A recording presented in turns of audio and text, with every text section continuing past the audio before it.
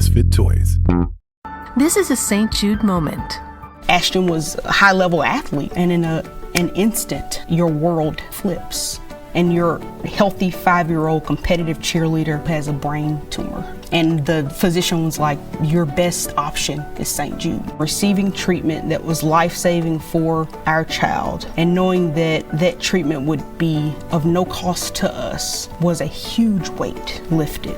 Learn more at stjude.org.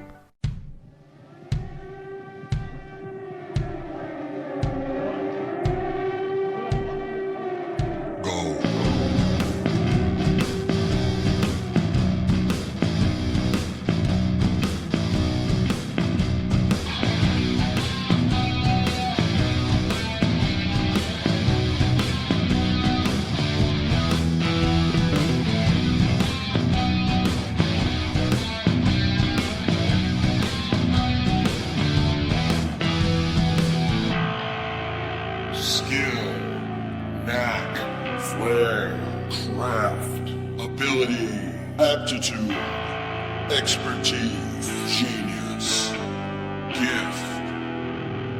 I'm the fucking talent.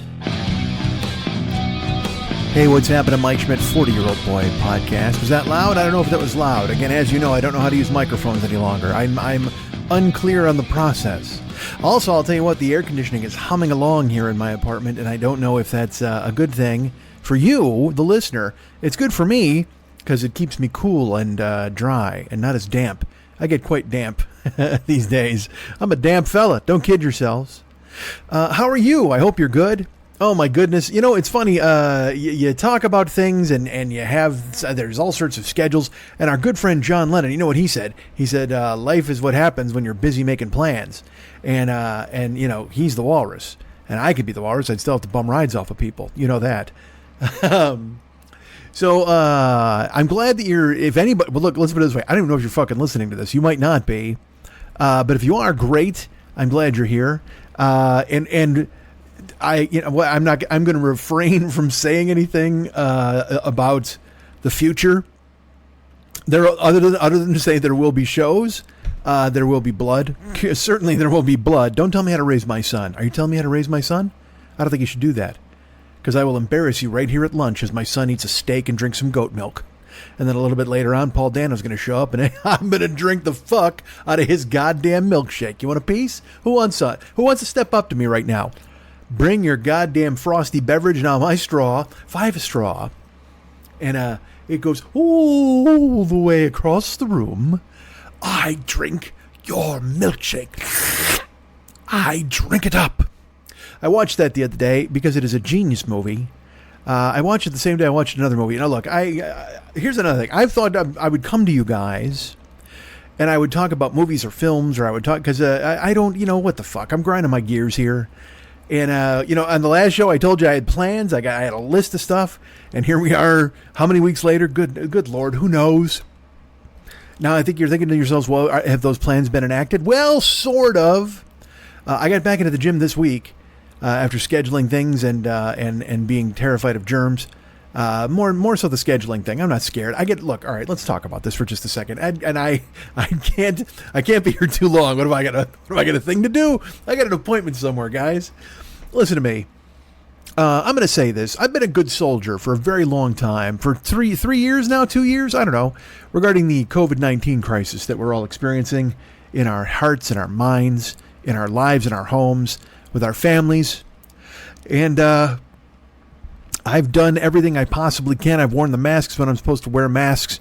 And then when they said you didn't have to anymore, woohoo, I threw it in the air like fucking Mary Tyler Moore's beret, and I sprinted out and breathed in everybody's goddamn germs. And I was like, let's see what happens. Let's bring it on, man.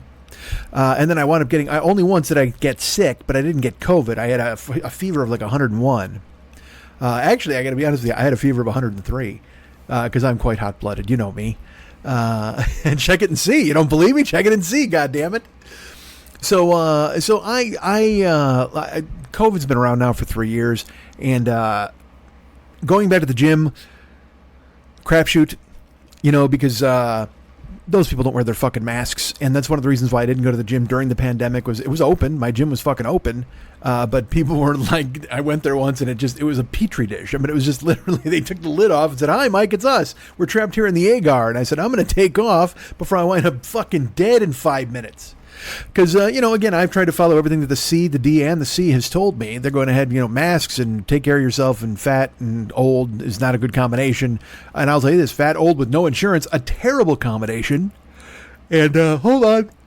Yawning, a terrible thing to do on a podcast. But fat and old and no insurance, I'm going to feel the wrath of that eventually. I'm pretty sure at some point that's going to become a sticking point, something I have to contend with going forward. And I know you're thinking to yourself, you're like, "Hey, man, you should get some insurance." Well, wouldn't that be grand? Wouldn't it be nice for me to be covered so that I could see a doctor and he'd fix me all day? I'm adding lyrics and syllables. That wasn't clean. I got to be honest. I must apologize right now to Brian Wilson. Is he listening? You might be. I'll also throw out an apology. You know what? I'll apologize to Dennis Wilson, who, quite frankly, I voted an apology for a long time. Because that's one of the first times, it's actually the first time I made my mom laugh by trying to make my mom laugh. I think I've told you guys this before. My mom, the first time I ever made her laugh was when she and my dad, he was not drunk and she was not cowering in terror. She didn't really do that. She kind of got in his jaw. I mean, well, you don't want to hear about that. You want to hear that? You want to hear the blow by blow? You want to hear all the scrapping that went on? Whatever. My mom, when I was a kid, I was little and they had a checkbook out and it was your typical sitcom nonsense. Sleeves rolled up, holding your head in your hands and squeezing your temples like, "Oh my goodness, where are we going to find money for a salad bowl?" Whatever the fuck families do. And I walked in being a very precocious gentleman, and I had my little sailor suit on probably, and I wasn't on a leash for once as a child because my mom didn't have to keep track of me in the house. And I walked in, although this did happen. Oh, you know what? My mom actually did have to keep track of me in the house. Let's deviate and tell you this story real quick. I probably told you this story. Look at me. You know why? Because all I got now is old stories that I rehash for you fucking guys. And I'm like, these people, sorry, yawning. They don't want to hear this shit. They don't want to hear it again. But maybe you do. Who knows? Maybe you're thinking to yourself, I forgot that story. Maybe this might be some anecdote. This might be a small thing you forgot. When I was a child, I caught a fleeting glimpse out of the corner of my eye. I turned to look and it was gone. I cannot put my finger on it now. The child has grown and the dream is gone. Anyway, I was in my house once and my mom tells me this story. I have no recollection of it. I'm a child who doesn't remember a whole lot of, I remember throwing the butcher baker candlestick maker through windows, getting grounded in the bed. I remember some terrible things that happened, whatever. A lot of my childhood in Chicago, I remember to a certain extent, but some of it, this particular anecdote, I don't remember. And yet my mom told me about it. And it was one of my mom's go-to stories around the table when she wanted to, tell a story or embarrass one of her sons. She would tell this story, but it wasn't really an embarrassing story. It was more of a cute story, I think. But my mom said that she was home and I was home, and this is when I was totally small, probably 2. Maybe I was 1. I think I was 1. You know what? I think I was 11 months. I wasn't even 1. I wasn't even a number yet. I felt like a number. I certainly feel like a number. I'm not a stranger. A stranger in this land. I feel like a number. Oh my God. Damn it, I'm a man. So I'm going through, I'm at the house. I'm 1. And my mom's off doing things and I'm just being 1 in another room, which means you don't do anything. You're in a playpen, whatever the fuck. I'm sure I had a duck or something that I would squeeze. But then I was let out of my baby jail. She tipped me over onto the old floor, right? And then she went ahead and she was in the kitchen doing errands and cleanings, I imagine. Probably more checkbook brow furrowing. She probably did that. Staring at numbers that didn't add up. Probably calling bars, trying to find my dad. Anyway. I'm 1, and so I wander into the kitchen. My mom's there, right? And she's doing whatever moms do in the kitchen. And I wandered in, and I'm like, I think probably, what do you think I said? Goo goo gaga? Is that what I say? That's what kids say, right? Nah, not at 1. I was reading when I was 2. So, I was smart. Well, I probably didn't know words when I was 1, though. I knew mom, probably. What could I have possibly said when I walked in? Now, I'm going to go better. I go Chaplin. I go fucking Buster Keaton with this. I said nothing. I was a star of silent films in this goddamn anecdote. Brace yourselves. So I walked in to the kitchen. My mom's there doing kitchen stuff. And I'm like, I walk up and I give her I pantomime. I look at her and she's like, what? And I put my hand out and she puts her hand out. Now these days she would think I was fist bumping her and she would give me a little fist bump. But instead now we're talking back in 1968, 69, something like that. And so she puts her hand out and I open my hand up and I handed her a screw, a metal screw. And she was thrilled that I brought it to her instead of swallowing it. Because, again, I'm one, and who the fuck knows what damage that could do to my tiny little body. Certainly going down the old gullet, it rips the throat. What if, you know what? Let me tell you this. How about disaster was averted? It could have torn my vocal cords, and I wouldn't even be doing this show right now. I'm going to be honest with you. 6 weeks ago, I swallowed a screw. There you go. I got to tell you, I swallowed a screw because I thought it would be fine. And then it turned out it wasn't. But now we finally recovered, and now I hear him telling you this story, and I'm tying it all in with my screw depositing days when I was a child. So I go into the kitchen, and I give my mom a screw, and she's like, whew, I should probably keep an eye on this 1-year-old dummy who could swallow a screw at any time. But then she's like, well, that's fine. He didn't do it, so we're good. She takes the screw, and I disappear. And then she does more mom stuff in the kitchen. And I don't know, minutes later, hours, I don't know. My mom didn't have the timeline down. But I show up and I go, hey, whatever a child says, I stare at her, eyebrows, and I put my hand out and I give her another screw. And she's just like, all right, what is happening here? Is he at a toolbox of some sort? And so I disappear off in the living room. So then hours later, again, I come back into the kitchen and I hand my mom washers. You know what washers are? They're like nuts or wing nuts or bolts, whatever the fuck.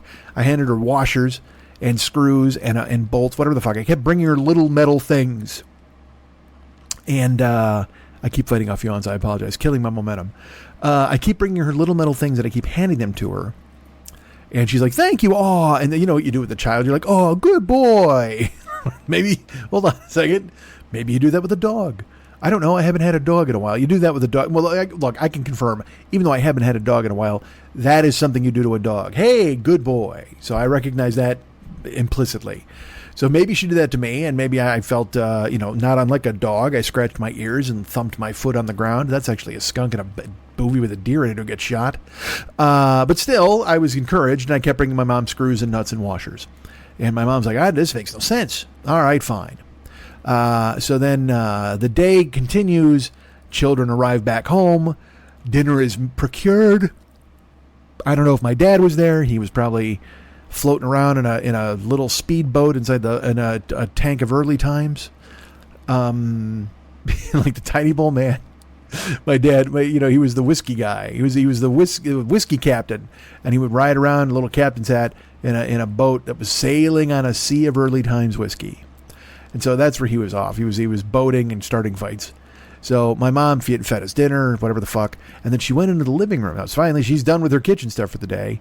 So she goes in the living room and she sits on the couch where she always sat. And there's an end table there. And so she has her bottle of Pepsi, because my mom drank 8-pack of Sub Pepsi all the time. That was her deal. That was her drink. That was her call. That if you went somewhere and you're like, hey, Pat, what are you having? Otherwise, if she was not having a VO Manhattan, which she had much later in life, she'd be having a Pepsi. She drank it all the time. And so she sat down and she took her Pepsi and she put it down on the coaster that she kept on her table. And the entire table collapsed like the World Trade Center. Now, I will tell you this. At the time, that was not the metaphor my mom used in her brain. My mom did not go, holy shit, this table just collapsed like the World Trade Center. Because honestly, I'm not even sure if the World Trade Center had been built at that time. But if it had, I know it certainly had not collapsed. Muhammad Atta was just a twinkle in his father's eye at that point, so he was not planning anything. So certainly my mom didn't say, oh my goodness, this table collapsed just like the 9/11 towers. I don't think they were called that. Although, you know what, if they were called that, that would have been a big red flag, don't you think? Well, shouldn't we have seen that coming?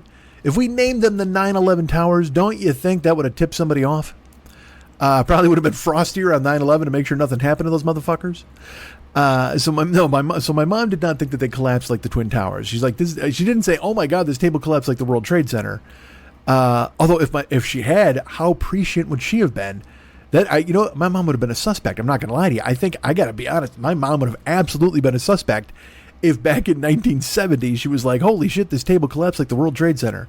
And she would have got away with it too if it wasn't for those meddling kids who overheard as they were listening outside the window. And then, goddamn, 31 years later, they were like, we know who did it. It was this woman who beat up 5 children to try to keep them in line as a youngster. So the table collapses. It hits the ground. It's a leaning tower of table. It falls down. And my mom kind of, starts to sort through the rubble. And my mom realizes that I'd been bringing her screws and washers and bolts and whatever the fuck all day. And those were what were holding the table together. So she's like, I don't even know how you did it, but you took all of these screws out of this table, but you left it standing. Like I was magic as a child. Let's be honest with ourselves. I clearly, it was the, hey, I'm going to pull the tablecloth out and leave all of the dishes standing, dismantling version of a table. You know what I'm saying? It was just fucking clean. I got away with it somehow. My mom was shocked. And here's what I think. I think my mom was so taken with my precociousness, she didn't beat me that night. That was probably why I did it. I was like, you know what I'm going to do? I'm going to make sure I don't get beaten this evening. This is a lie. I did not go to a workhouse. My mom did not beat me unless I deserved it. She didn't really hit me until I got older. When I was bigger. Then I had to rope it up against the wall. She just fucking rained right hands on me. That was fun. But she was fully out of her weight class. There was no doubt. My mom beat my ass. She was like, she had me, I remember it clearly.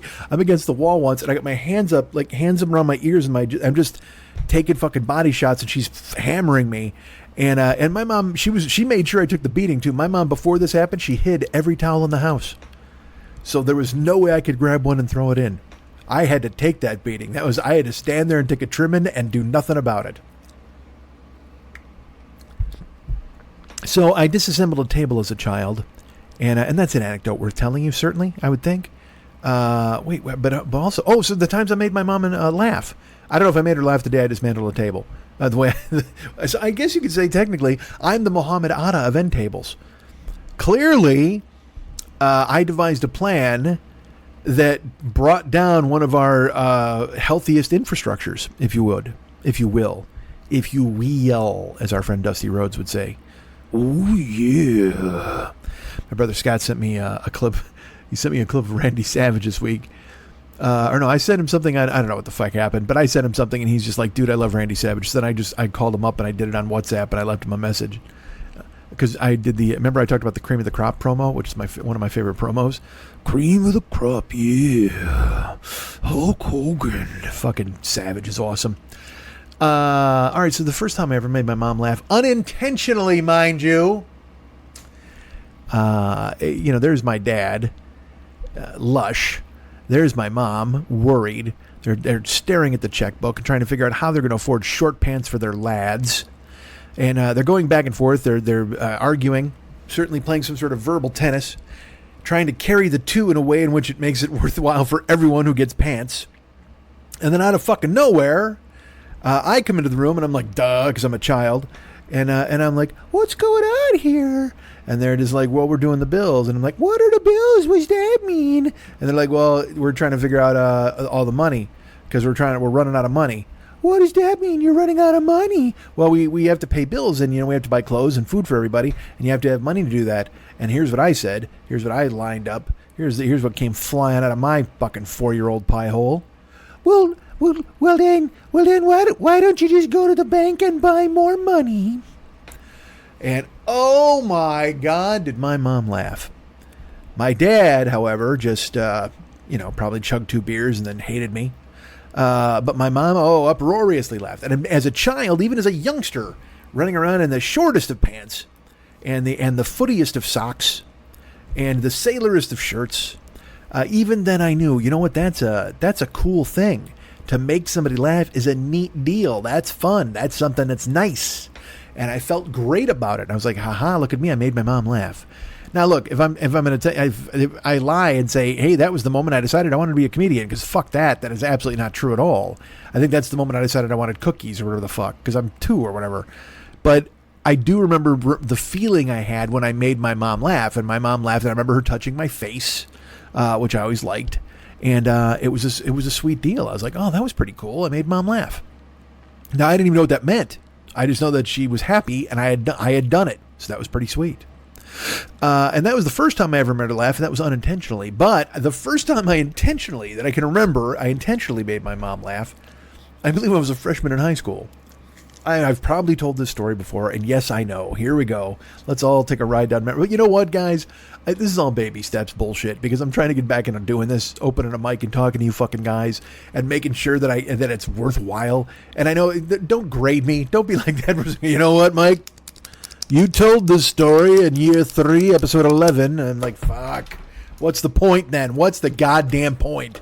See, that's the thing, is I don't think there's anything I can gin up and tell you guys, even though that's a fucking lie. I have so much shit to tell you guys. I hate it. I hate that I haven't talked to you guys. It drives me out of my fucking mind. Whatever. Anyway, you don't want to hear all that bullshit. Nobody wants to hear this ping pong. It was funny because I was telling a friend this week of my feelings and where my brain's at and all these different things, and they're like, well, why don't you just talk about that on your show? And I'm like, I have been for a fucking year, man. Nobody wants to hear that shit. People want to hear me be delightful. And I'm more than capable of being delightful. I'm also capable of being harrowing. I've made quite a few mistakes. But right now, you know what we're delightful right now. This podcast right now is the audio equivalent of a Ginger and Fred soft shoe. Look at the two of them just gallivanting around. And wasn't Ginger Rogers, again, what's a woman can do anything a man can do backwards and in heels, right? That's Ginger Rogers. And Fred, which was a cop-out for Fred Astaire, because all of a sudden he's like a bystander in that. And also he was a fucking classic dancer. He's no Gene Kelly. Actually, he is. Fred Astaire is a Gene Kelly. Actually, Gene Kelly's a Fred Astaire. Wasn't Fred Astaire first? Which came first, the Astaire or the Kelly? That was a song when I was a kid. I forget what it's from. Which came first, the chicken or the egg? It was like a country song, and I think it was on like a children's show like Zoom or something. I have that in my brain.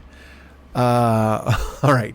So then when I made my ma laugh intentionally, our good friend Dennis Wilson, whom I have mentioned earlier in the show here. Dennis Wilson, if you don't know who that is, he was one of the Beach Boys, and I think this is a good place to use the word ironically. Dennis Wilson drowned. One of the Beach Boys drowned. Oh my goodness. Twitter would have had a field day back then. But back then we had to, it was 4 networks and whatever the fuck. And by 4 networks, I mean 3 networks and then whatever the local bullshit was. Fox didn't even come along until I was like fucking 24 or whatever. But I think I might have nailed that. I'm not joking. Did Fox come out in 91? 90 or 91? It might have. I might have, dude, off the top of my head, I might have fucking nailed that. 24 when Fox came out? I'm feeling good about it. My air conditioning just stopped and then started again within like a second and a half. Did the heat outside get that more intense? Are there waves? Is the heat just coming in waves? The heat is, the heat is coming through in waves. Its lips move, but I can't hear what it's saying. So our friend Dennis Wilson, who ironically a Beach Boy, winds up drowning. All right, let's say this. If he had somehow died in a sand sinkhole, is that more ironic? That's probably more ironic. Dying as a Beach Boy who sang surf songs, then you die in the surf. Yeah, fuck that. That's ironic. Why am I even doubting myself? Look at me trying to talk myself out of something that worked. Wow, you'd never think I would do that, would you? So Dennis Wilson dies, and it's a tragedy. All the flags are at half staff for like 2 weeks. The Beach Boys were very popular. Oh my God, the country was in mourning. They had presidential speeches. What is this? Fucking 80s. It's Reagan. Reagan's out there, and he's just like, wouldn't it be nice if Dennis was still with us? So anyway, that's getting to the kind of the crux of what I did. Dennis Wilson dies, right? Okay, and I don't think my mom even, as a kid, you don't think I knew my mom loved Elvis, and she loved Motown stuff. She had albums, but she didn't have any like Beach Boys albums, so I don't know if that was anything that meant anything to her, or if she cared about them or whatever. But that wasn't going to stop me anyway, because what happened was Dennis Wilson died, and then we were watching TV one day, and they came on with one of those K-Tel Records presents the best of the Beach Boys. And they started running down the songs. And if you've seen one of these commercials from the 70s or the 80s, they would run a chyron of the songs and play snippets of each song. All right, so it'd be rolling, and it'd be like, Surfer Girl the word Surfer Girl would go up, and then you hear little Surfer Girl, sir, wouldn't it be nice if we were older? It would literally play all these snippets of these songs. So this commercial comes on, and Dennis Wilson is dead and has died recently around the time of this commercial, and because I am a dick, I saw the commercial, and I started every song that came up. I've told you this story. I know I have. But every song that came up, I sang a song, and the snippet, I turned it into Dennis Wilson dying. Inevitably, in every single... So like I just did with Reagan, where I was like, wouldn't it be nice if Dennis could swim and he hadn't drowned right now? We'd all be happy. It was like something like that, where I was just making every single song, and my mom's just sitting there stone-faced, like she's not giving it up for any of it. And I wasn't even trying. It wasn't a thing where I was trying really to make her laugh, but I was intentionally trying to be funny for the room, and she happened to be in the room. And then they were, all the little songs came on, Surfer Girl, whatever the fuck, and then finally Help Me Rhonda came up, and it was so perfect, because I had done like 4 in a row, like bang bang bang bang, and got nothing. And then fucking Surfer Girl comes up, and I go, Help Me Rhonda comes up, and I go, Help me Rhonda, yeah, pull me out of the surf. And my mom fucking cracked up. My mom, like, just fucking, like, if she'd have had soda in her mouth, it would have flown across the fucking room, man. And she just blurt laughed. My mom fucking, because that was the one. Like, she was probably sitting there just going, all right, how long is this fucking asshole going to do this? I mean, I can't even understand why he's doing it, but let's see. Let's just see what happens here. And then I bust out, Help me, Rhonda, yeah, pull me out of the surf. And, dude, my mom cracked up. And she's fucking laughing, and she started, and I think she was high probably, so she starts kind of like tearing up laughing. She's laughing hard, and she just goes, you're terrible. I'm like, what? Come on, Mom, what? It's just a joke. Because now, I don't know how to graciously accept a compliment or anything like that. So now I'm like, I got to watch this. I can put this ashtray on my head. You know what I mean? And now I'm trying to be a fucking clown because I'm not cool at all. I'm fucking 12 or however the fuck old I am. But yeah, so that time when I made my mom laugh, she fucking, I didn't have her. It was like I kept working, I kept singing them, baby, all the songs that were coming, and then finally Help Me Rhonda burst through with Pull Me Out of the Surf, and like I said, I don't even know if she was a Beach Boys fan. I don't know if she knew anything about him other than the fact that Dennis Wilson had just died and they sang about fucking sand. I don't fucking know. All I know is that moment was glorious, and it never left me. It has stayed within me, and it's a memory I treasure. I was going to say a measury I tremor. It could be a measury I tremor, but it might be a memory I treasure instead. All right, so I'm glad you're here. If you are here, you might not be. People have left in droves. I totally get it. I understand. I am not to be...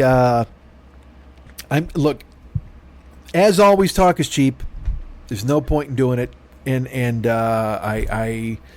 because I could just sit here and give you a whole fucking rundown and be like, yeah, and then this happened, and then, oh my God, don't worry, and then tomorrow and next week, and then I'll just stab myself in the fucking jugular vein with a fruit fork and just send blood spurting across the room like a fucking Peck and Paw podcast. It'll be fucking awful.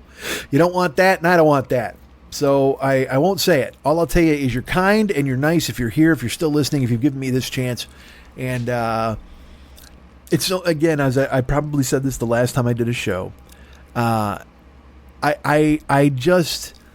wander through a fog of doubt and wonder why anyone would even care until I start doing it. And now we're 20 minutes in or whatever the fuck.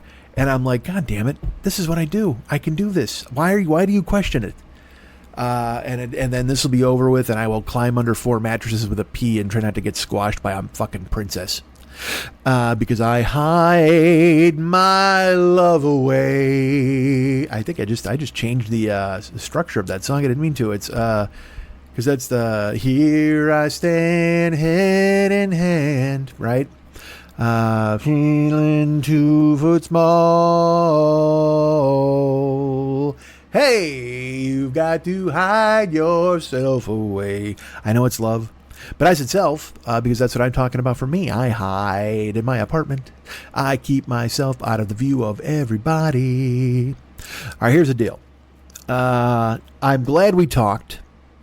But I'm glad we talked. That's from Pearl Jam. That's Alive.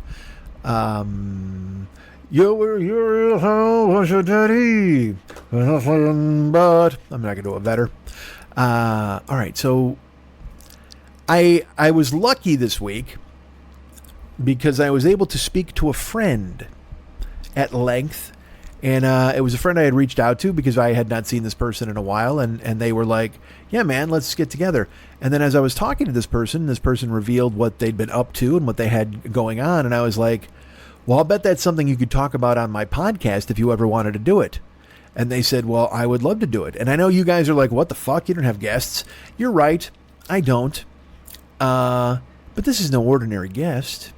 This isn't even a guest. This is somebody who's been grandfathered in. This is somebody who is a beloved part of the show. This show used to be a 3-headed monster. Now it's just a monster with one fucking head, and that head is fucking haunted. It used to be a 3-headed monster. Now it's a 1-headed monster and a head filled with monsters. So it was a 3-headed monster, and now it's 1 head filled with monsters.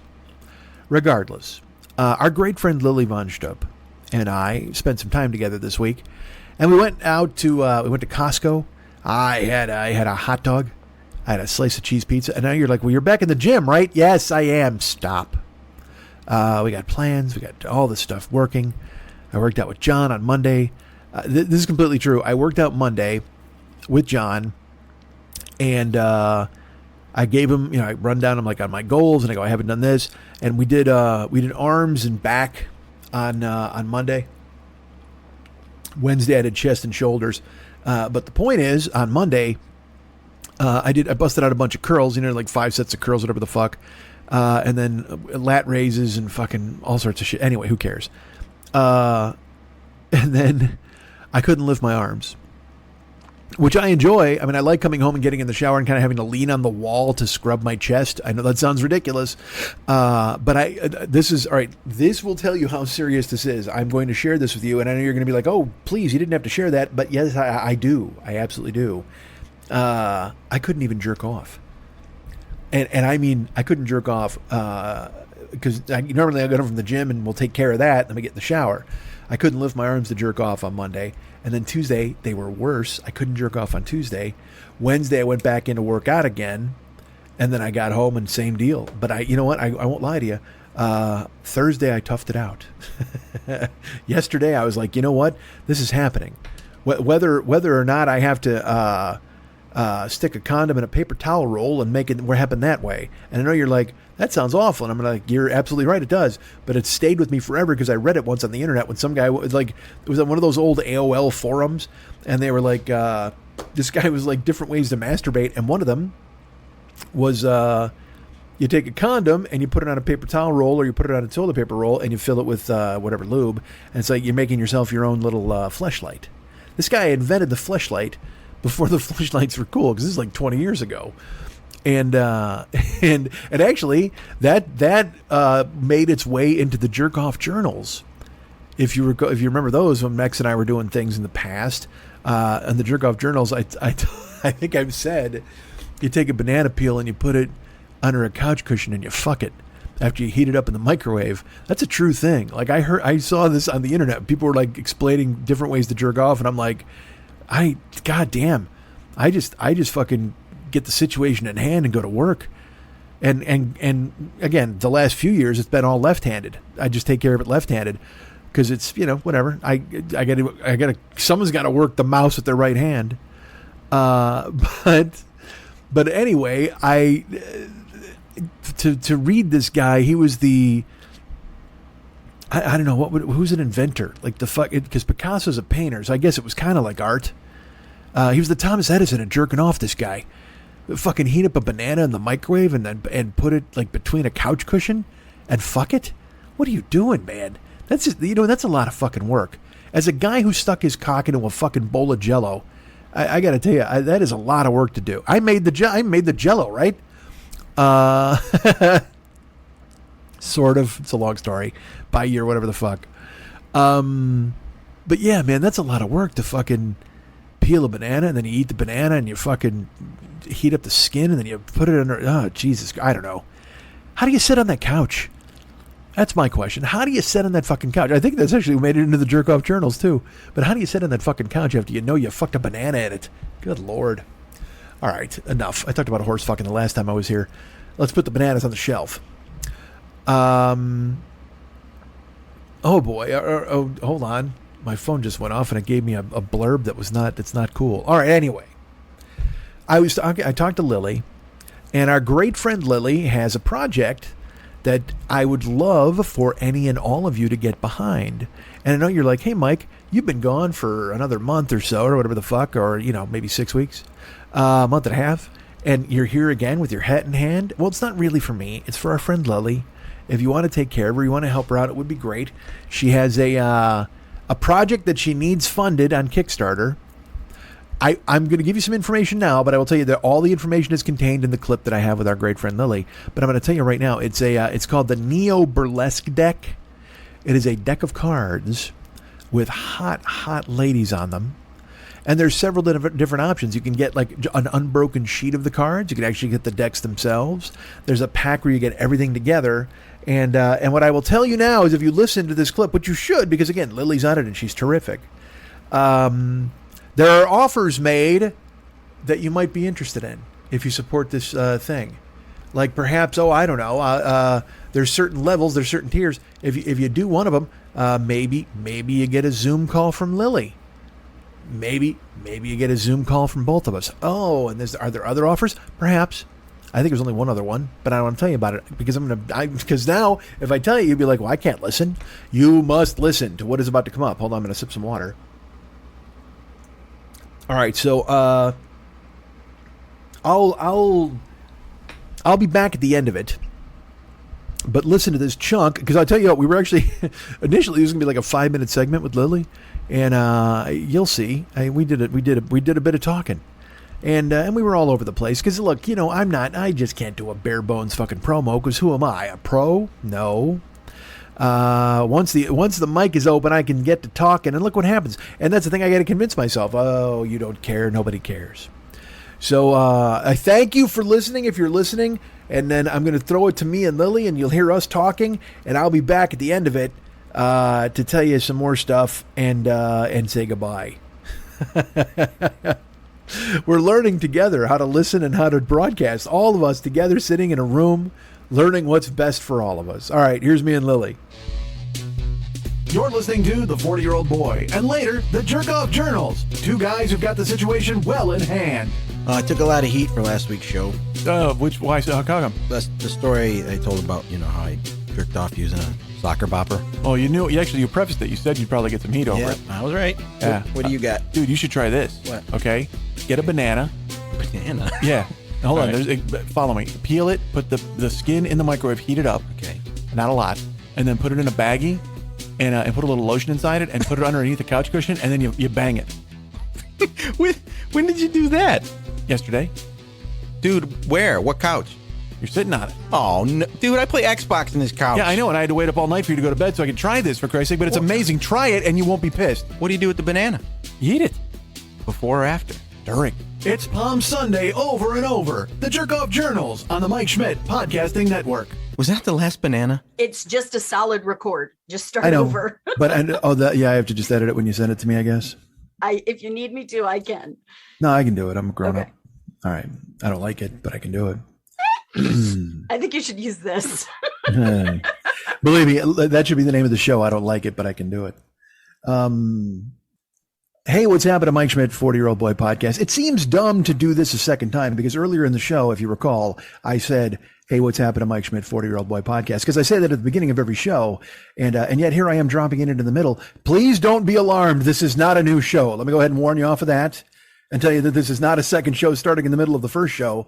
Although, don't I owe you multiple shows at this point, don't I? Honestly, I should really just be doing, what if I just did that the whole time? Hey, what's happened to Mike Schmidt, 40-Year-Old Boy Podcast? That's a podcast. Done. We're wrapped. All right, I'll get up to episode 52 in fucking 5 minutes. It'll be great. There was a clue as to what you're hearing right now. Ladies and gentlemen, here's the deal. It's our lovely friend. I went ahead and reached out because everybody wants to. They always ask me what's going on, how is she, what's happening, what's going on in her life, and she just so happens to have things in her life now that she wants to talk about, things that she wants to mention. And I should tell you this, by the way, this is being done via Zoom. It is very awkward for me. It is very strange. Normally we would be in the same room, or at least previously we were in the same room. And then I did a show with her once we were in the same room, but we had to share a microphone, Toxic Twin style, fucking Joe Perry, Steve Tyler. And that was fun. And I enjoyed that.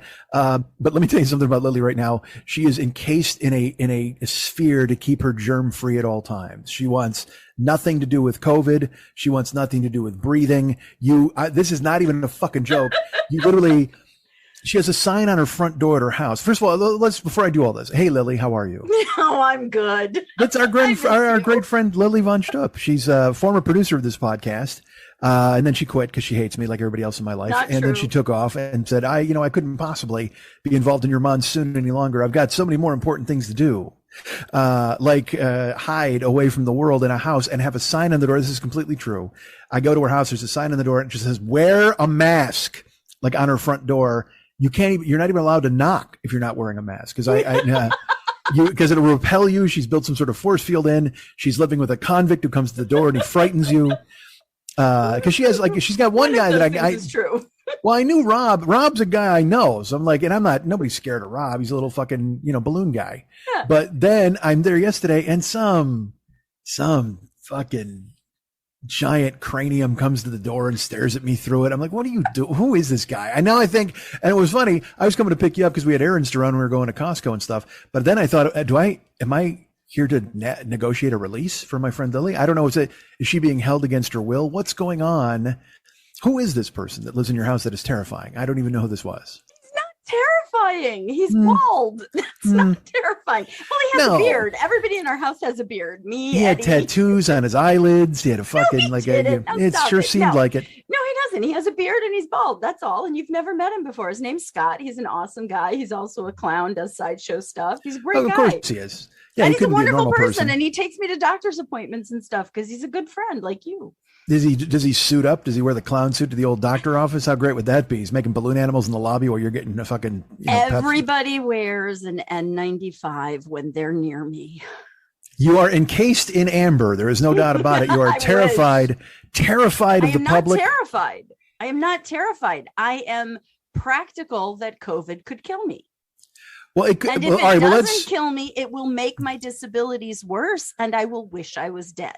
And let's address this because again, because there are fucking wingnuts out there now who are like, I have to wear a mask, and you're like, hey, you're really vaccinated like 9 times. And it's like, so what?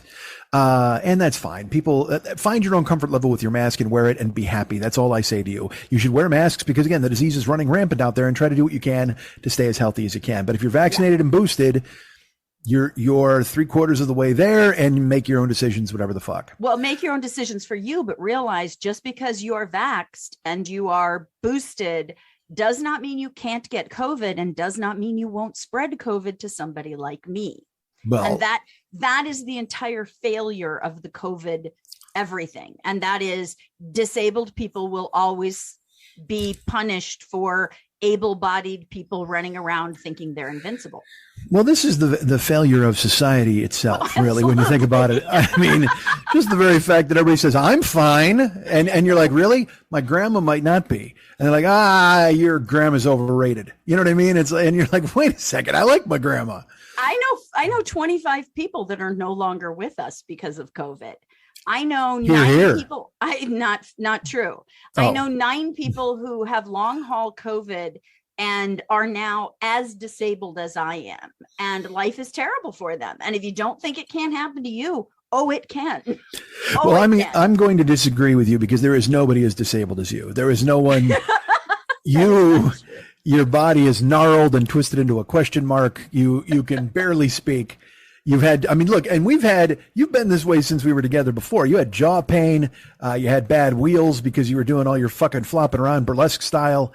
But now, see, here's the thing. You used to kill yourself. Like, that's why your jaw was all fucked up from TNJ and you're falling around dancing, hurting your hips. But now the microbes have got you. No, that's not true. They've invaded your bloodstream, and now they've caused all sorts of terrible things to happen to you. The reality is they've always been there. The reality is what I have is a, genetic degenerative disease. There's no way around it. I will end up full-time in a wheelchair at some point. Is that a GDD? It is. It is. Okay. And again, I mean, there are a lot of autoimmune issues that don't really come to life until you're older. And that's really what I've dealt with. Was I always thought I just wasn't as like athletic as other people. And the reality is my collagen doesn't work. It literally is like on vacation at all times. So every time I have an accident, nothing heals properly, which is why I have joint failure everywhere, osteoarthritis as well. You know, I mean, the list could go on forever. No one cares. The reality is, though, I'm surviving and I'm doing my best not to get COVID. Because what job is your collagen doing? You're saying your collagen doesn't work? It's doing none. None. I know, but it's not. But it doesn't do anything. It just stays inside you. Collagen is just a thing. Collagen holds your whole body together. Collagen is like the glue that holds and repairs all of your joints, your bones, your muscles, everything. I mean, my right eye problem is probably because of collagen. When I had the eye failure, I have literally, I went to the doctor after a car accident and they're like, yeah, you sprained your clavicle and you've bruised your ribs and your shoulder is elevated because you have a problem within one of your vertebrae in the back. Looking at the medications that you're on and the pain protocol that you're currently on, there's really nothing I can do for you. So go home and ice it.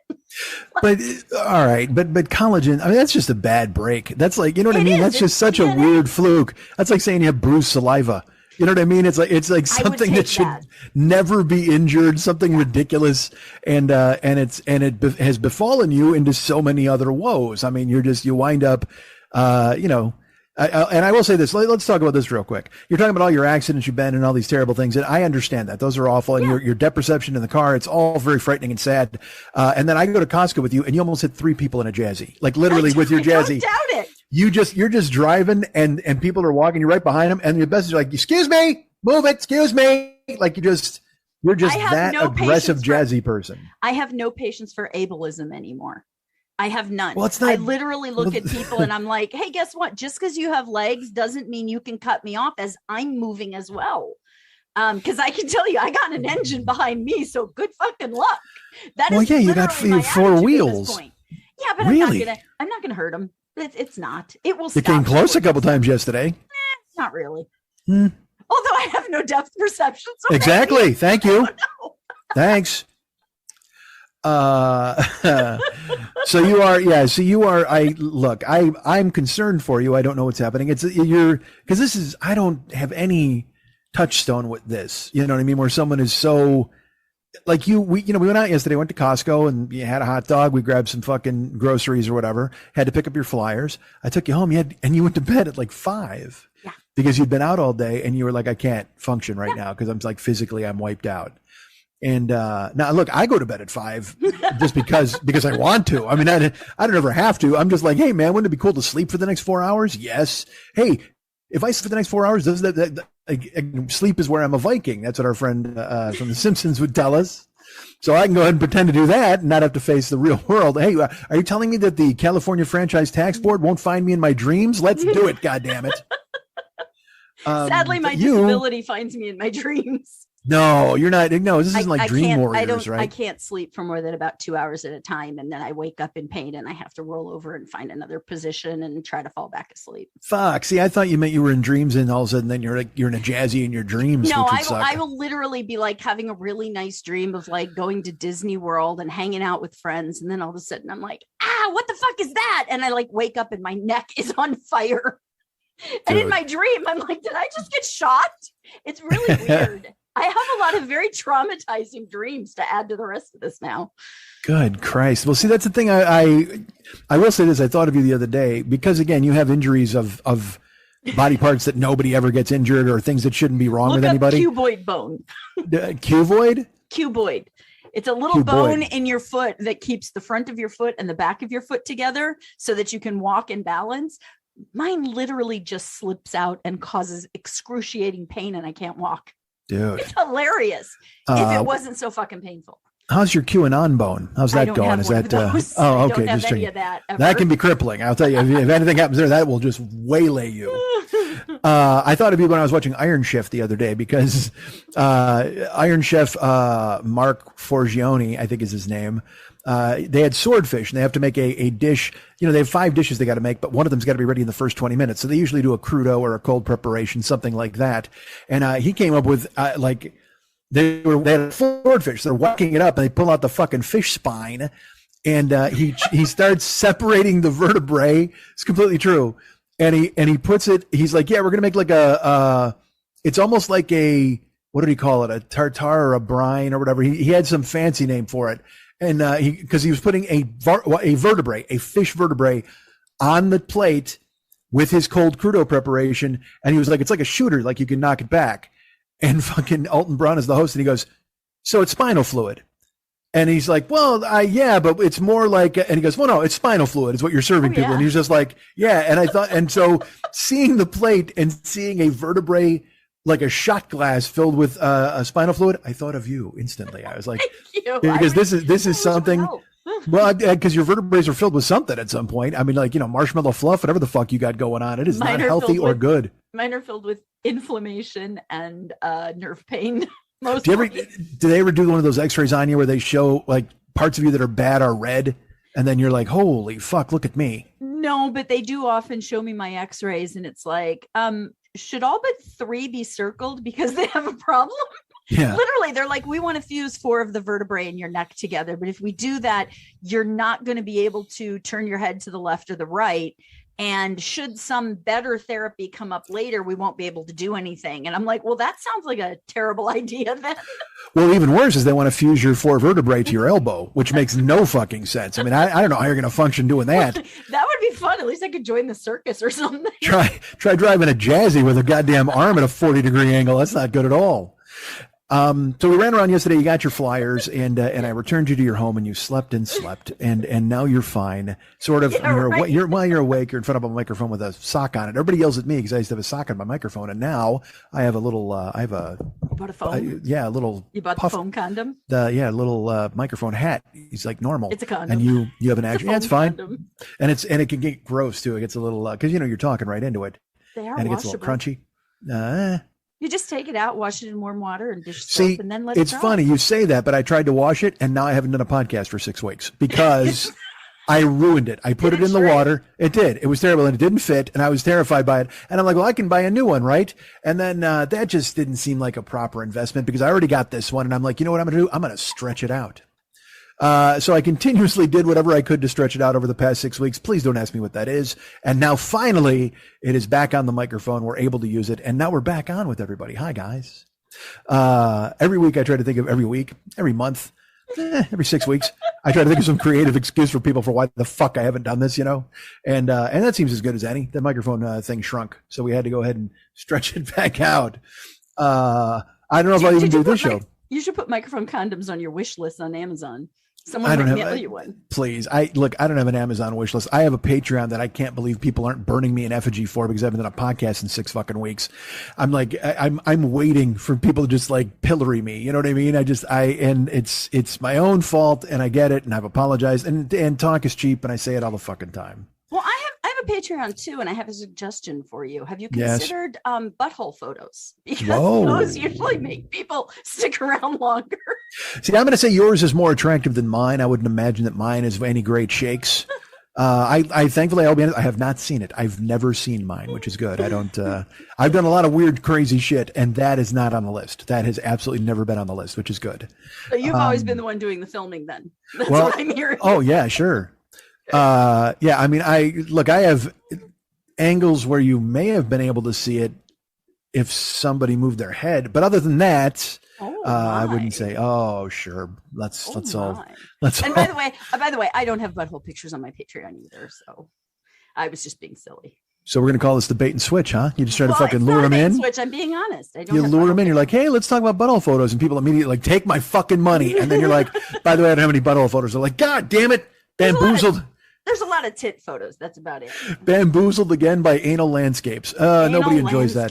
That's the thing. You just pony up your cash and then you're looking for them and then they're not there. Anal Landscape. Yeah, that's what you were trying to go. See, I've given you a perfect name for it. No. That is, look, because butthole photos is just gruesome. That just sounds No, that sounds like awesome. no, that sounds like something that happens in jail. But like anal landscapes, now you're like, all right, well, possibly there's a good chance that Ansel Adams is involved. Anal Adams, let's go with Anal Adams. Let's get him involved in the anal landscapes. Anal Adams and some Ansel landscapes. I think I'm on board with all of this. See, I've added some class to your fucking behind. Your backyard has not been classed up. This just took a weird turn, didn't it? Really weird turn. It's the last show I did was 1,000,000 months ago or whatever the fuck, 6 weeks. I don't even know. And I was like, all right, I'm going to come clean and just talk to people. I think I spent 20 minutes talking about horse fucking. And someone wrote me once, and they're like in the interval, and they're just like, you always say like there's nothing to talk about or you don't have a show or whatever the fuck and all this stuff. And they go, and then you try to do some like serious, explaining to people what you're doing, and then you talk about horse fucking for 20 minutes. And they said, and it's glorious. And I'm like, great. And I said, that's great. And I read that email, and I read it every day for the next 6 weeks because it makes me think I did something good. I don't have to, oh, look, I did that show that one person liked. Yay. God knows, I don't know if to go back. All right. So you're there, you live in a convict house. You're taking photos of your behind in craziness. All of these things are true. Don't try to deny them, please. This is why we've got you on a microphone to go ahead and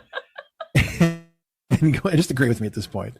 Okay. But great. But so what you are doing now, one of the reasons we're talking, you have a project that you wanted to talk to people about. And I was like, well, you should tell people about it on my show. And you said, oh, can I?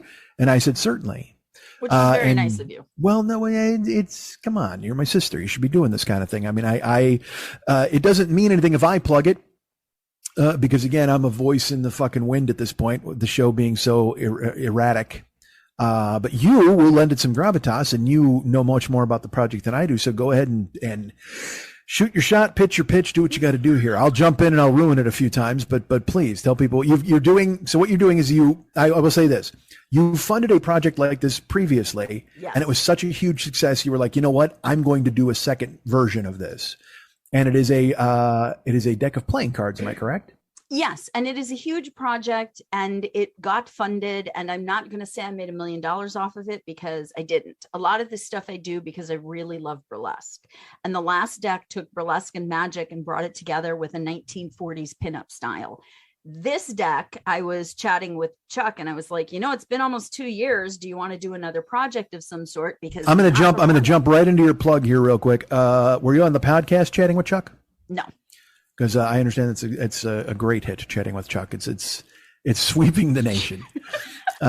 Wait, Chuck isn't he's not the guy in your house. No, CB Summers is my photographer. His name is Chuck. And he worked with you on the first burlesque deck. Yeah, he shot the first deck for me. So we were talking, and I said, if you want to do another one, the last deck was fully my vision. It was me going, this is how I want to bring stripper decks from the 40s and the 50s together with playing cards and make it a more cohesive, beautiful art project. And he came back to me and he goes, I've been playing with gels. And I went, I don't know what that means. And he sent me a couple samples, and I was like, this lighting is amazing. And if you know anything about photography, most photography light comes from the front, and it lights up your entire body, and it gives depth to the photo, and you get a really clear image. With this, there are 3 lights involved, and it is 3 different colors coming from the sides. So there is no direct lighting from the front. So your entire body is bathed in the glow of these colors. And so he came up with 4 color schemes, which is the blue spades, the red hearts, the purple diamonds, and the green clubs. And we styled the vision of 4 suits that way. And then I got busy calling my friends going, hey, want to do another stupid, great, cool project with me that hopefully will get funded, but maybe won't. And we may get them printed, but we probably won't make money because it's burlesque. And literally 52 of my friends said yes. Oh, because I was going to ask, because here's my question. I thought maybe there was like one woman was all the hearts, one woman was all the spades, one woman was all the clubs, like that kind of deal. No. But you have 52 separate performers on these cards. We started shooting in February here in LA at Chuck's home studio. And we started with my friends Audrey Deluxe and Madeline Sinclair, and we shot them in all 4 colors so that we could see what the colors would look like, what would happen. And then we just kept adding people and adding people and adding people. And then the Burlesque Hall of Fame happened in Las Vegas. And I said to Chuck, I really would like to get people outside of LA in this. It's going to cost us money to go, but I think it would be worth it to bring in some international performers and performers out of California. And so, you know, we drove down to Vegas and shot 19 performers down there, including 2 burlesque legends. We have a 91-year-old burlesque dancer in this deck. The last time she... Go ahead. I keep a lid on that. You're trying to sell this thing. Say that again? I said, keep a lid on that. You're trying to sell this thing. No. She is a burlesque legend that was last in a deck of cards 70 years ago. I see. Yeah.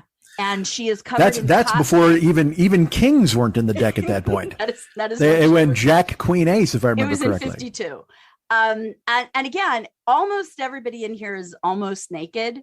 Not all of them are naked because we had to have pasties and G-strings for this. Even though I still got banned on Facebook sharing the photos because they're that hot. But also you can't, because the photo, I saw the ad and I was like, holy Jesus. I mean, these are, it's fucking crazy hot girls. Misspent Youth has her ass to the camera and a pair of tassels on and it's down under her cheeks and she's slightly pulling on it. So it just like flatters her ass and her boobs are, and it's just, I mean, these are gorgeous photos. We've got. If I was going to think of one word for Misspent Youth, the word would be unfair. It is unfair. She is unfair. It is you unfair. See her. I talked you and I talked many times before on the show, and I would be like, you'd see a woman or somebody, and they'd be walking by, and you're just like, oh, it hurts. It hurts. Where you're like, I will never, like, they're not even the same species as me. I couldn't even possibly hope to have even a discussion with that person. They're the person that the phrase. I would pick up a mile of your laundry just to see what you were wearing that day. You know what I mean? Like, it's true. And we got a ton of them in this, and we have men in this deck too. We have some. Again, keep a lid on that. You're trying to sell this thing. No. There are, again, a lot of this is art photos, but they're just really hot art photos. Wait a second. So Art's one of the guys in the deck? No, they're art photos. They're artistic. Okay, I see. I don't know. I'm checking. I don't know these things. And it's like also like the serendipitous things in this deck are amazing. I'm sitting on Instagram one day and I'm scrolling and I see that Violetta Beretta is coming to town and she's just landed in LA, and I literally text her immediately and I'm like, how did I not know you were coming to LA? Do you have costumes with you? And she's like, no. And I'm like, if I put a costume together, will you be in the deck for me? And she's like, sure. So I strung a necklace around her ass and put a pair of pasties on her, and it's the hottest photo. There you go. There's a costume. Things just came together. We've got people from Canada, people from Japan, New York, Denver, you name it, they're in the deck. It's amazing. If there is a guy named Art who's a stripper, yes, what would he be? Art Supplies? Like, I'm trying to think of his name. What it would be? Art in the Eye of the Beholder? Like, is that too long of a last name? No, that's actually great. That's a great last name. I'm trying to figure it out because we came up with Nipples Gonzalez years ago, which was a fantastic name. I think Art Lover would be a great name. Oh, Art Lover's not bad. That's actually really good. Simple and sweet, and he could be very mango, or he could be very sounds swarthy to me. Swarthy. Sounds like he should be at the Babalu. Well, yeah, I mean, that's why I kind of like come up with like the mango character, or maybe Steve Martin and what's his face, who are two wild and crazy guys, Dan Aykroyd. Again, I live in the 70s. Well, he could dress up. Yeah, well, he can come out like in a full on like Ricky Ricardo suit with the fucking roach killer shoes and all that stuff, and just and Cuban the shit out of it. Why not? Well, you already got a Cuban guy, don't you? I don't know if I have a Cuban in the deck this time. I know that we are filled with BIPOC. I mean, I know that there's a ton of them in there. We call it, is that the BIPOC? Is that what we're calling it, or is that wrong? It's BIPOC. I say it out because I have a jaw issue, and sometimes it doesn't sound like that word. I see. Because my jaw locks sometimes, and there's certain words that will come out and sound like a different word. Let me ask you this. Is there a card in the deck with you in like a pasties and your jaw locked? Because if you were making like the Ahiago face, people would be going out of their mind. No, but I am on both jokers. And I will tell you that since I retired dish from burlesque, I have put on about 30 pounds all in my boobs. Hold on a second. What the? I looked at the photos and I'm like, Chuck, did you make my boobs bigger? And he's like, nope. Well, two things. One, I don't even know how that was possible, that you could get another 30 that way. Now you're just you're tipping over like those birds on the dashboard, keep putting their fucking face in the water. I am. And then another thing, let me ask you this. Do you think this has in any way led to your health problems and why you have to ride a Jazzy all over the goddamn place? It's funny because in 93, I saw a doctor about having a breast reduction because of back pain. And he basically told me what they do to make your boobs smaller. And I went, I will pass on that. They literally remove your nipples, take flesh out, and then carve the flesh back together and then put your nipples back on. And he's like, and you could lose sensitivity. And I went, I'm out. This is I'll hunt you over the rest of my life in pain. This is actually the second time I've ever heard the phrase "put your nipples back on." So I got to tell you, much more pleasant this time around. I'm not going to lie to you. The first one, whoa boy, we're not going to discuss it. But I actually, with you with your giant now 30 extra pound tits, man, you got to be walking around. That's why you take a Jazzy, because the whole time you're falling forward as you walk, trying to keep your feet in line, like your tits are looking for oil, like your nipples are divining rods, and they're trying to find water in the desert. I like it. They are. They are.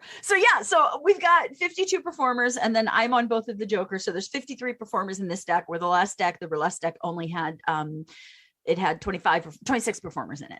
Yeah. Yeah. So you went ahead because the first one was it funded. It was a great success. Everybody loved it. Yeah. This was a lot more work, a lot more money, a lot more effort. And I'm nervous. I'll be honest. I'm not sure it's going to fund. It's going to be an amazing project. I hope it does. We've got like 23 days as of when we're recording. I don't know when this will go up. This will go up tomorrow.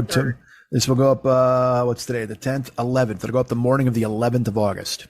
So it ends on September 3rd at noon. And, if anybody wants to buy a deck or make a donation, it is Neo Burlesque Deck. And that's NeoBurlesqueDeck.com. Neo Burlesque Deck. And that'll take you right to the Kickstarter. Now, let me ask you, I don't know if it's just, this will seem ignorant, and I don't mean it to. You have dyslexia. Mm-hmm. How could you spell that and say it and say it correctly? Is it just, it's not the same as writing it?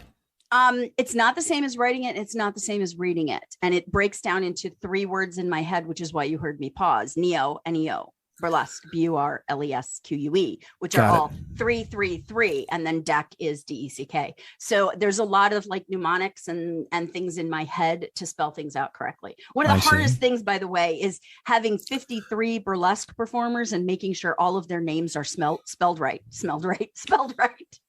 Oh boy. That's part of the jaw thing. My jaw will start to let go because the muscle in my jaw just releases. And then all of a sudden the left side of my face stops moving.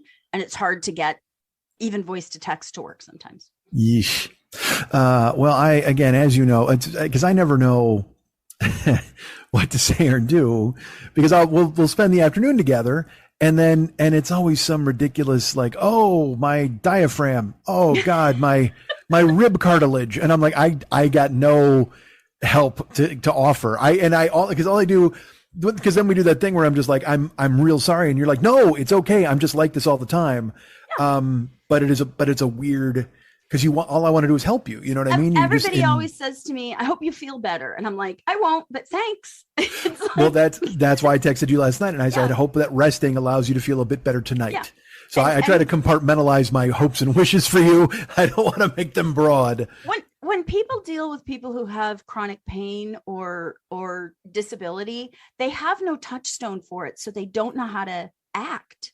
And it's not even out of pity. I think it's out of compassion that they say, feel better. It's like, it doesn't work that way. Well, they're wishing good things for you, but they don't know. And that's why I don't generally correct them. But sometimes I have to go, just please stop saying it, because it's really frustrating, because it's not like I can just get up and walk when my legs don't work. It just doesn't work. They took my nipples off. I'm an ambulatory wheelchair user, which means some days I can actually walk, but I can't do much because it knocks me out. I'm literally just lobbing shit at you. You're not even listening, and I don't blame you. So yeah, I hear you. You're an ambulatory wheelchair user, which means you don't have to use it all the time, but you do use it because it makes it better if you do use it. Yeah.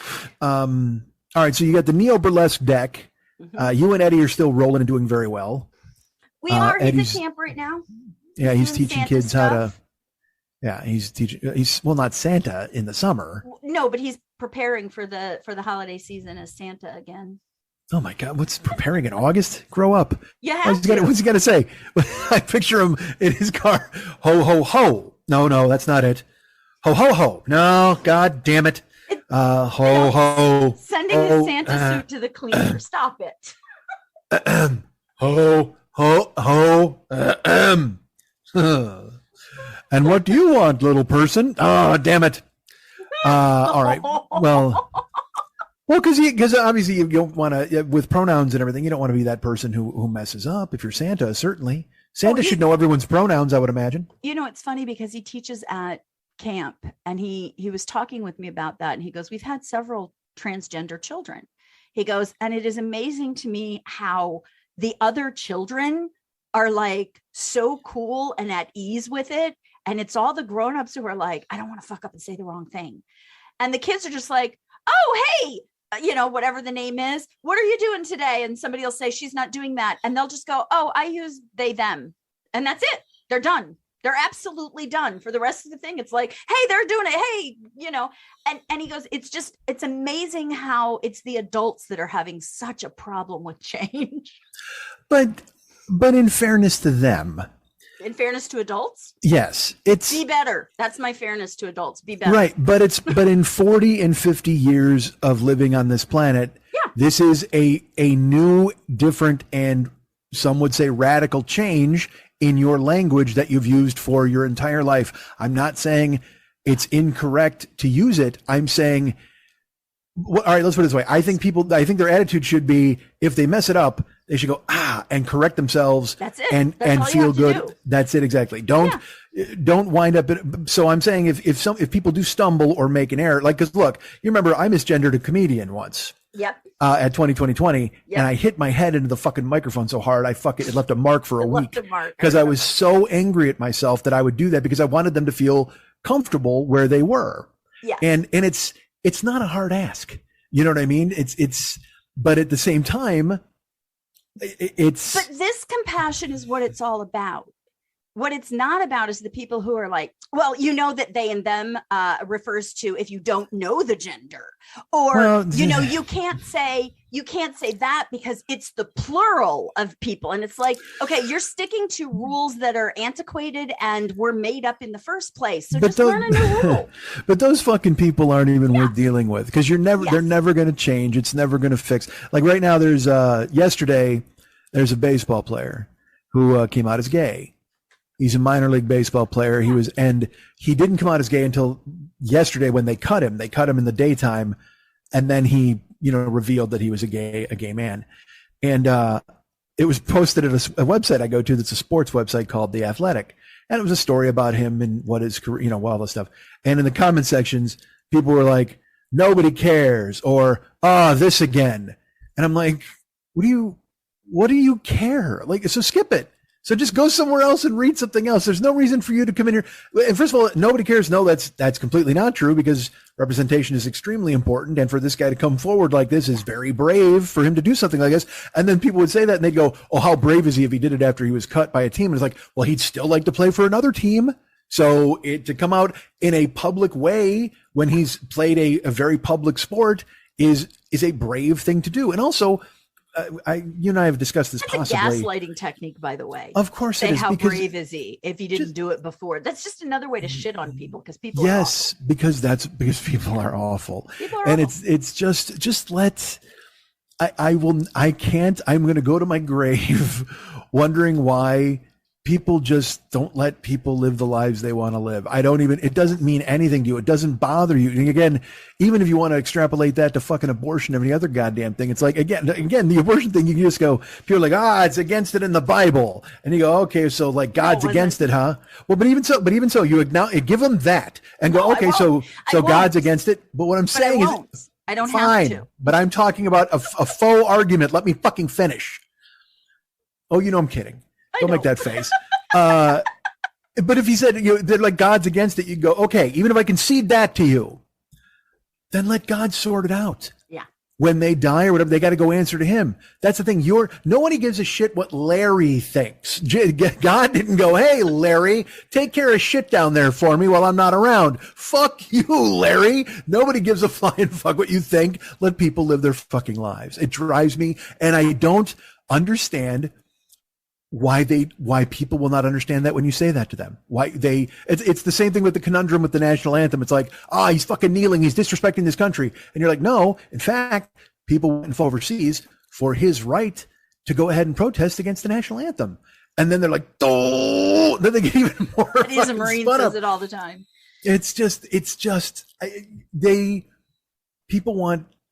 People just want ultimate control to tell people what the fuck to do. And it's the craziest fucking thing I've ever seen. It's, Now that said, remove all men from this deck. All right.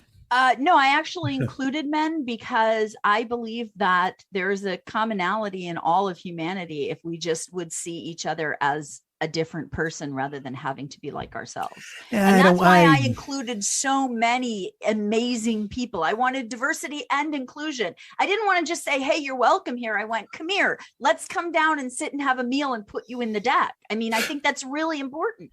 Yes, but I want to play hot poker. I don't want to look at a native cox. Well, you won't see a cock. But yeah, I can't even address that. Why would you? It was ludicrous. I did it on purpose to be stupid. And I'm like, please don't give me a serious answer to that. Oh, God damn it. I just want to play hot poker. I don't want to stare at native cocks. Come on. That's the slogan for your deck. I don't think so. It should be.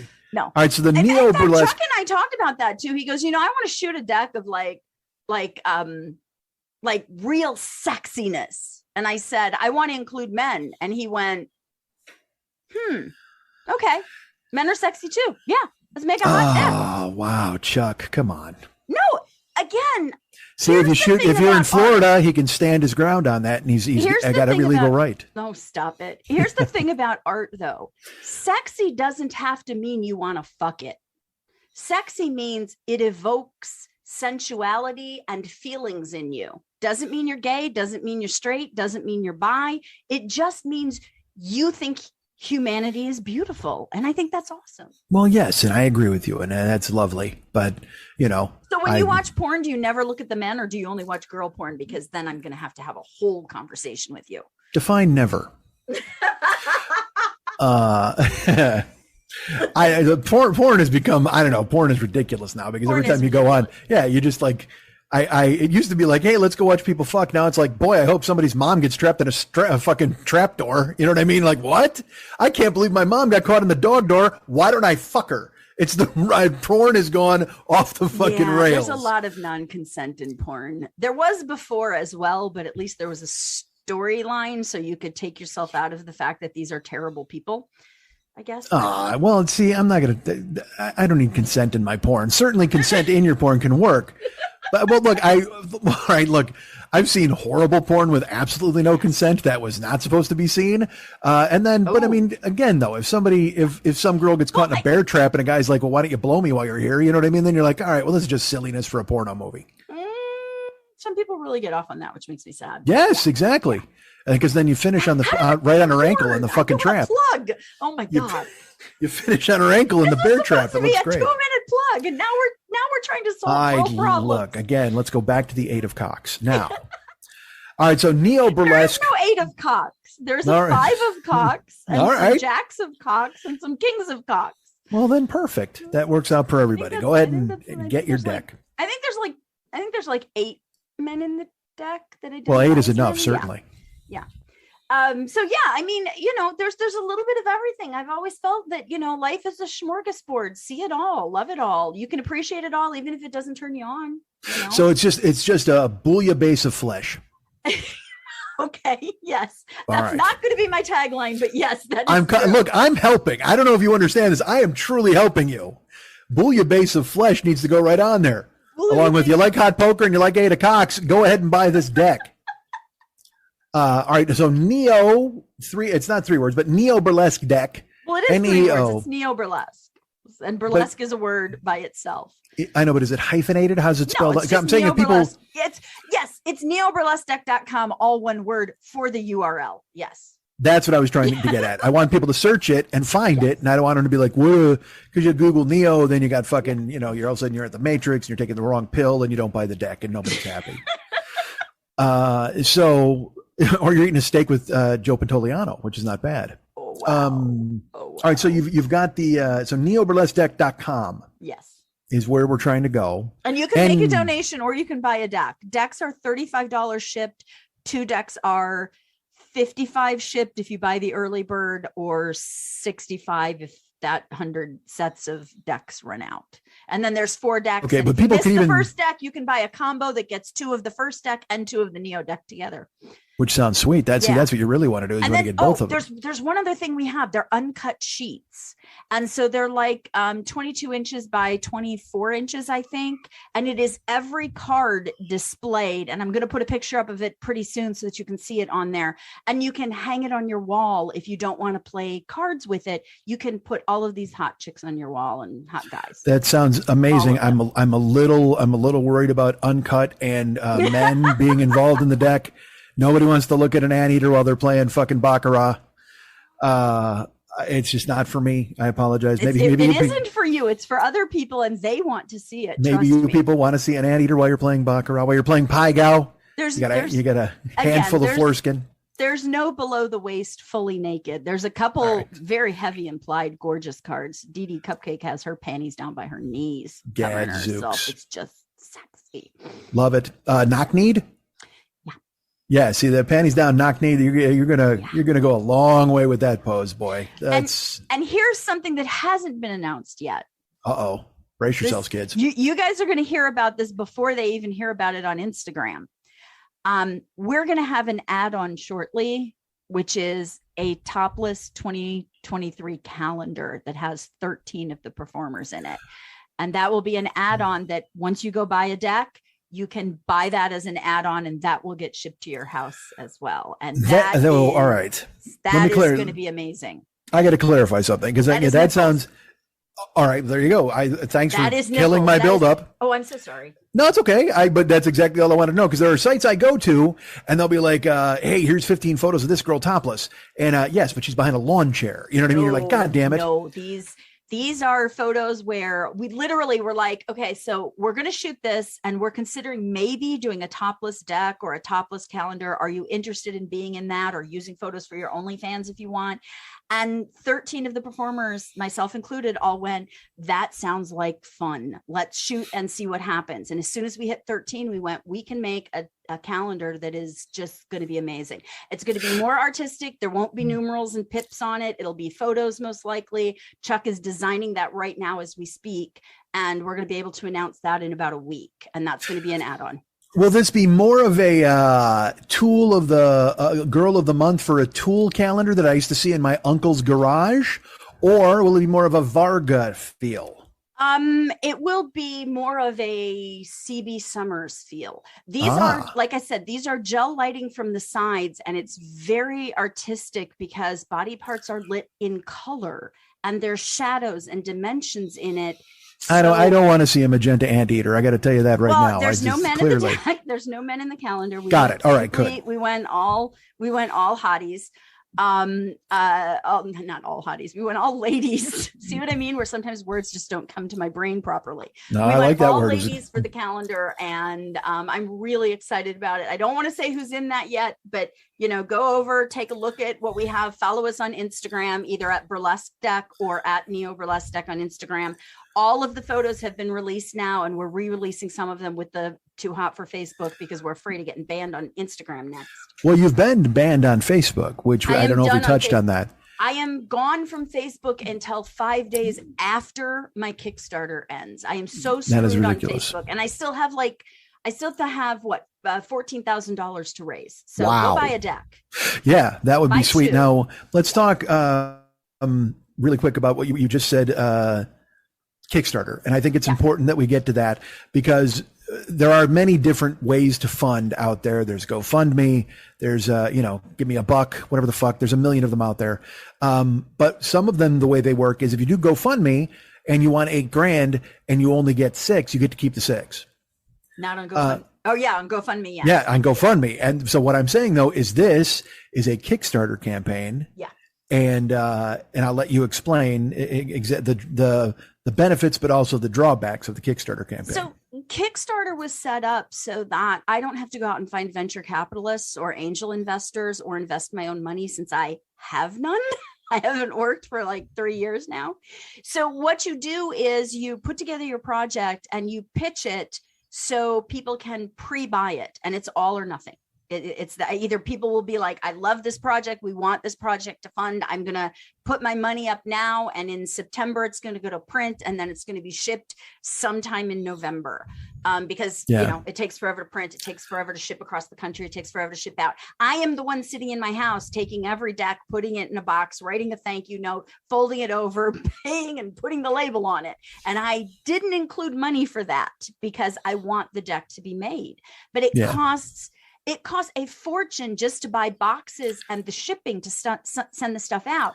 Then we have to pay for the actual printing costs, and we have to pay for having to go to Vegas, and we have to pay, you know, the money that Kickstarter gets, and the money that the sales tax gets, and the money that the, you know, credit card companies get. So I had to sit down and put all of these numbers together, and I came up with $22,000 to print 2,000 decks and 75 calendars and ship them out. And so it literally will only happen if people go, yes, this is amazing, and I want to buy one. That's the thing is if it's $22,000 and on the day it comes along, you're at $21,950, you're fucked. I'm done. It doesn't fund. It doesn't exactly. Fund. Yeah. And so I cannot fund my own project.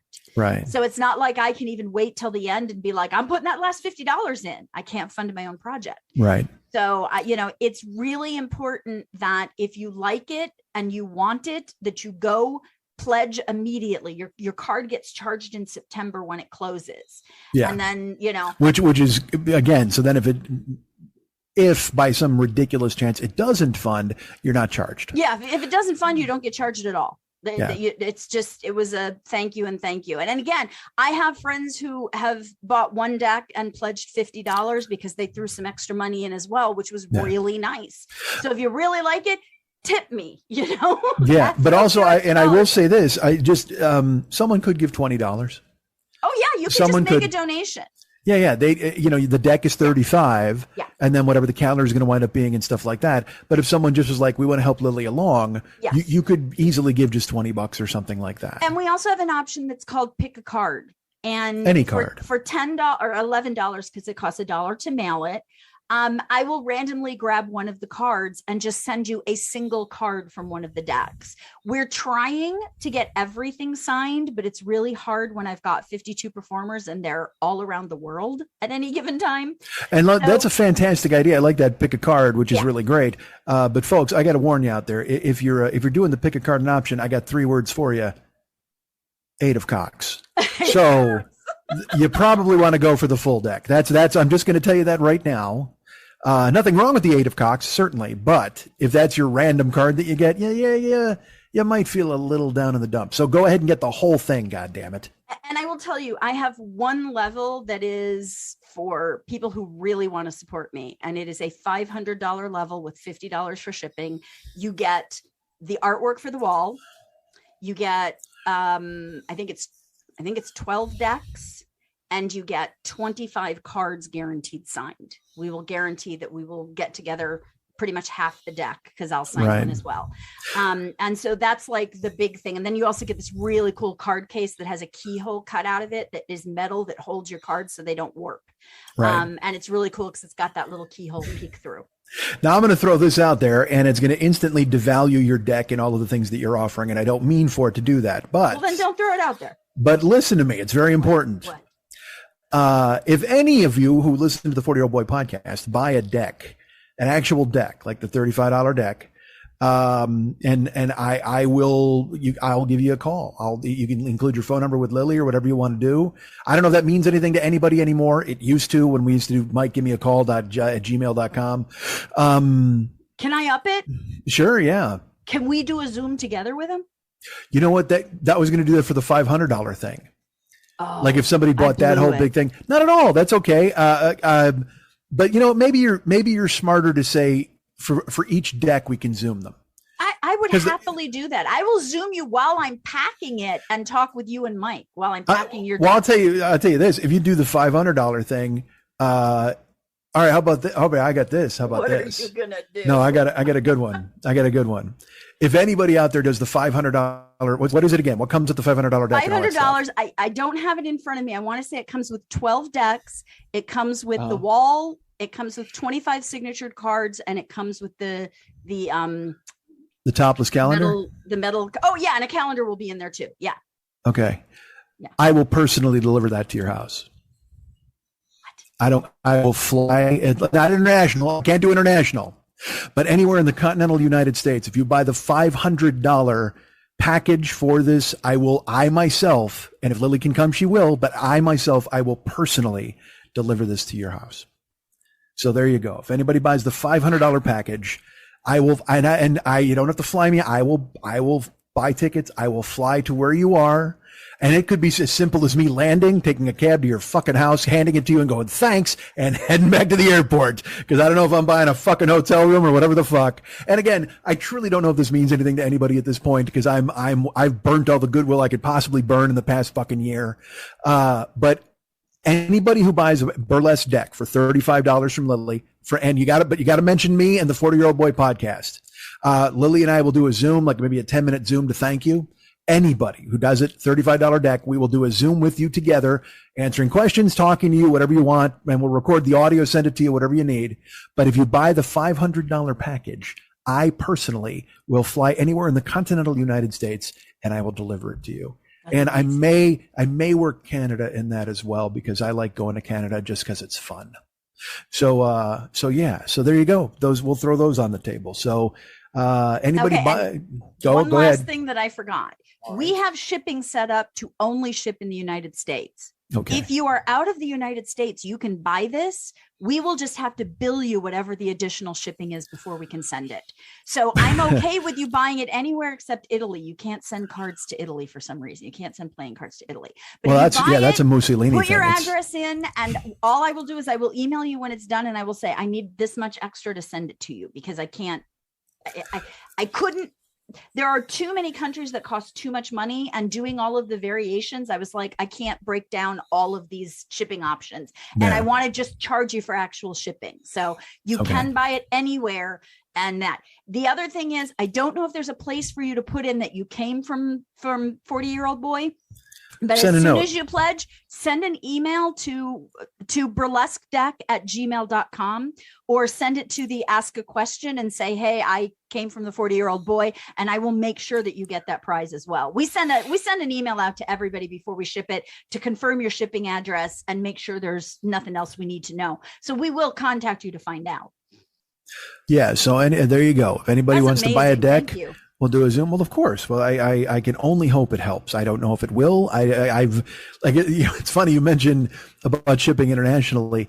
I think the only people who listen to the show are in Canada. I don't know if I have any listeners anywhere else in the world. In there. Well, good. Let's get them in there, and that'll be perfect. And also, you cannot ship cards to Italy because it was an explosive deck of cards that blew up Apollonia's car when Michael Corleone was going to bring her back to America. So I don't know that's true, but okay, I'll go with that. Completely true. All right. So have we covered everything? Is there anything else you want to tell me? You want to give the addresses? Give all of the addresses here once again. neoburlesquedeck.com. neoburlesquedeck.com. And there's no Kickstarter site as well. There is a Kickstarter site, but it's like kickstarter.com/projects. So I just redirected our website right now. And if you miss, you can also go to Burlesque Deck. That has our old deck at it, and that has a link to the Kickstarter as well. So, and worst case scenario, email Mike and tell him what was the URL again, and he'll forward it to you. Yeah, and I'll pitch it on the show here again at the end of the actual podcast. You don't have to write it. Don't scramble. No, fuck that. Scramble. I demand that you all scramble. And then you'll have the interest and the address and everything else you can go ahead and do. Lily, I love you. I love you too. Thank you so much for having me on. It was great to catch up with you yesterday, and it was really great to talk with you again. It's always nice to see you. I get baby bird syndrome around you, which is rough, and I try, and I don't want to offend you with it. I just you know, you're kind of a Fabergé egg of a human being at this point, and I just want to do what I can to take care of you. And I never want to overstep either. So, but you're kind to come on here and do this, and I appreciate you sitting and talking. And let's do this. I'll tell people about it every week. You know, I'll do what we can, and I know the people out there. That just means you have to commit to doing a podcast every week. Are you willing to do that till September 3rd? Yes, that's 3 weeks. That's 3 weeks in a row to do a podcast just to promote me. Do that. Make that commitment. I'll meet you again next Wednesday. Really? You want to do another clip? Yes. All right. No, there will be shows. So as our friend Paul Thomas Anderson said. All right. So neoburlesque.com. Nope. Neoburlesque Deck. Neoburlesquedeck.com. LILI. You want to give your emails and all that kind of stuff or no? LILI at BURLESQUE 411.com. But it's better to just email burlesquedeck@gmail.com. Cool. That's my main account for all the burlesque stuff. Which is perfect. All right. Thank you for doing this. Thank you. Of course. Appreciate it. Sorry I did it topless the whole time. Why are you sorry? I'm thrilled. I'm excited to have this fucking screenshot. I'm very happy. All right, you take care and let's get this taken care of and funded. This is How to Survive with Danielle and Christine. It's a new podcast coming up very soon, and we're going to be talking about all sorts of things that have to do with survival. Wildfires, tsunamis, earthquakes, plane crashes, just a bird flies into your face. Oh, that's a really deadly thing. That's a scary one. And the stuff that makes you wish you were dead. Yeah, stuff like, I crap my pants in public. How do I survive that? And we'll have guests. Funny people. Yeah, lots of funny people. Some names you'll recognize. Oh my God, we know so many funny people. Until then, bye.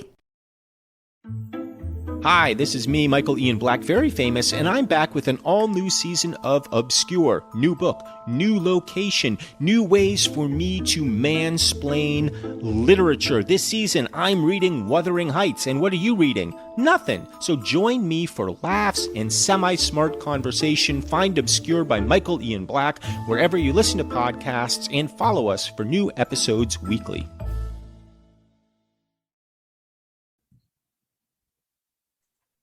How about that commercial that you just heard that I don't know what it was, although I'm sure we were selling like a cock ring made from whale bones or whatever the fuck is going on. I don't know who the sponsors are anymore. Look, I don't talk to a lot of the people over there at Art 19. They're lovely. I don't have I haven't exactly been invited to the Misfit Toys co-op meetings, so I'm not sure where things stand. I think I'm still part of it. I hope so. Who knows, man? I'm sure I'll get something in the mail, but they've been very supportive and kind whenever I spoke to them. So that's good news. Remember, I'm in the Misfit Toys co-op. That's Never Not Funny. That's Doug Loves Movies. That's Todd Glass and his show. That's No Fun with Jen Kirkman. I don't know if Anxiety Bites with Jen Kirkman is part of that podcasting network. It might be. But yeah, there you go. So our good friends over there at Never Not Funny, our friend Jim Pardo, our friend Gare Cockrell, our friend L. Hochberg, our friend Matt Belknap, Matt, all those fine gentlemen. And then, of course, the Doug Loves Movies, our friend Duh, our friend Ta over at Todd Glass Show, our friend Jen over at the No Fun Show. All of those people are lovely and wonderful. And go listen to their shows. You should download them. Absolutely. In addition to me being part of the Misfit Toys Co-op, let's do this. It's been a while since I've been here. First of all, how was Lily? How great was that? Let's backtag that a little bit. I meant what I said on there. There are Zoom calls for certain amounts that you give out, from me, from Lily. Because look, if you just want Lily, that's fine. Say so. Nothing wrong with that. But if you want both of us, I'm happy to do it. But a lot of you are probably like, well, we'd rather talk to Lily at this point, and I don't blame you. God knows she's infinitely more attractive and absolutely probably, well, I can't say absolutely probably because that just kind of defeats itself. She's great. So if you just want to talk to her, cool. If you want to talk to us both, that's cool too. But go ahead. NeoBurlesqueDeck.com, and I mean what I said. If anybody does the $500 package, if anyone has it in them, I will personally deliver your prize package. I will come to wherever you are in the continental United States. This excludes Hawaii. I believe it also excludes Alaska. But anywhere else in the continental United States, I will come out there. And like I said, I can knock on your door, hand it to you, and turn around and get the fuck out. Whatever you want, or we can have a dinner. I can sleep in your house. That'll be fun, won't it? Whatever you think is interesting or good, we're happy to do it. But if you buy the $500 prize pack to get her deck funded, I will deliver it personally. I will show up at your place, knock on your door, hand it to you, and like I said, then I can leave or whatever you want to do. Whatever you got planned. Want to have a barbecue? I'll do a barbecue. God damn it. I'm being attacked by yawns, as you know. So please go ahead and help our friend Lily fund the Neo Burlesque deck. I'm already a day late here. I cost her a day by putting this show up today instead of yesterday. I'm not the best person or friend. So please make up for it. Make up for my one day that I fucked off and help her out. And by one day, I mean 6 weeks. All right. So again, I'm in the Misfit Toys Co-op, neoburlesquedeck.com. Let's talk about this for just a second. First of all, I'm on Cameo. If you want to hire me to do that, I don't know why you would, but you might. Go to Cameo and find me. Our great friend, Fearful Jesuit, has been infinitely patient with me. He's been very kind and nice. He reaches out, he checks on me, he sees how I'm doing. Nice man. And but most importantly, he has been doing incredible work on his podcast, the Paranoid Strain podcast, which is available now. You know, I think he's 5 deep in the QAnon show at this point. And this is, you know, and I got to be honest, the last plugs I didn't even do were, there was, because again, my shows were a little, I had a show I did about my ma, and it didn't feel right doing plugs. And then I did a show that was just about $1.50 long, which is about what this one's going to come out to be.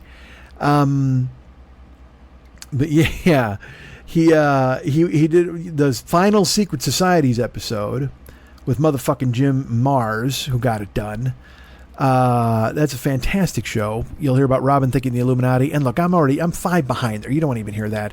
The point is now he's got the new 5 episode arc, and I think it's going to be 10 total for the QAnon shows. And they're just, he's talking about Russia. He's got Professor Jablonski involved. Check it out, guys. He's been really nice. And look, I'll be fucking honest with you. At this point, he should be plugging my fucking show.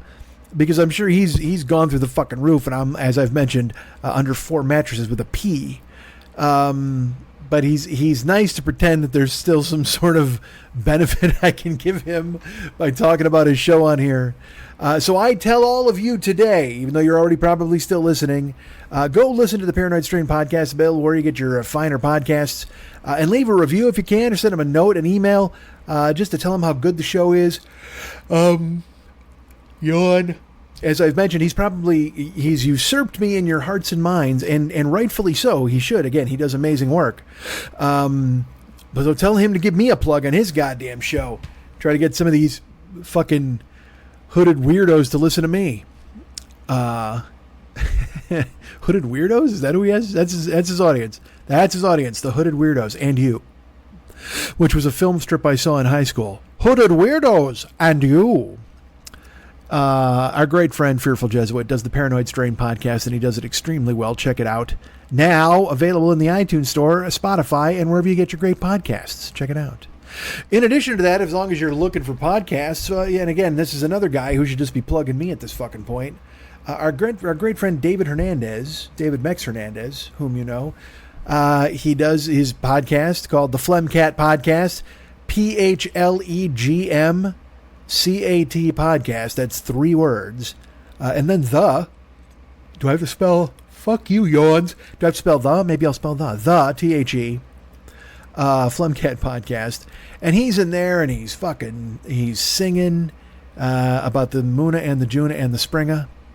And he's just cranking it out, man. He is singing and doing characters, doing amazing things, telling you tales of fishing and golfing, because apparently he's Jim Nance. But check it out, man. It's an amazing show. Available also where you find your finer podcasts. Go to the iTunes Store, leave a review for our good friend David. Talk about how good he is and how funny he is and how talented he is. It would be great. And you can be his friend at Facebook.com/David Mex Hernandez. Reach out to him there. Reach out. Touch that, Mex. Reach out and just say thank you for his singing and his stuff. Yeah, man. The guy needs to hear from you. He's doing crazy, impressive stuff. So go ahead and And while you're listening, like I said, he should be plugging me at this fucking point, because what have I done besides nothing? But still, again, I'm not here to beat myself up. Why? Oh, I tell you what, I can do that on my own. I don't need a live microphone to do that. I can just sit here and tell myself what a fucking idiot I am. That's great. Check out the Phlegmcat podcast with our friend David. Also, you can hire David to do artwork for you. Reach out to him at facebook.com/David Mex Hernandez. And you can check there at all the artwork he's done. He's done a bunch of Mex models. He's done just a billion things. And if you want him to draw you or your dogs or paint you or do whatever the fuck, he's really good at it. And you should reach out and have him do that. That would be fantastic. So remember, the Paranoid Strain podcast is amazing in the iTunes store. The Phlegmcat podcast, also beloved. The two of them should be plugging me at this goddamn point. Because I used to be a tent pole that held both of them up, and now I've collapsed inward upon myself. Perhaps they will go ahead and salvage me. Wouldn't that be grand? I've collapsed not unlike an end table, the 911 end table. Let me tell you this: I will never forget that end table. Never will I forget the 9/11 end table. All right, man. So that's that. So all right, will there be shows going forward? Yes. Don't ask these questions. Don't be that person who's that guy. You're not really a guy. You're someone nice. As I'm doing this show, I found out Salman Rushdie got stabbed. What the fuck, man? I'll talk. All right, in the next show, we'll talk about how crazy everything in the fucking world has gone. All right, and maybe I'll talk about movies I've seen. We'll review some things.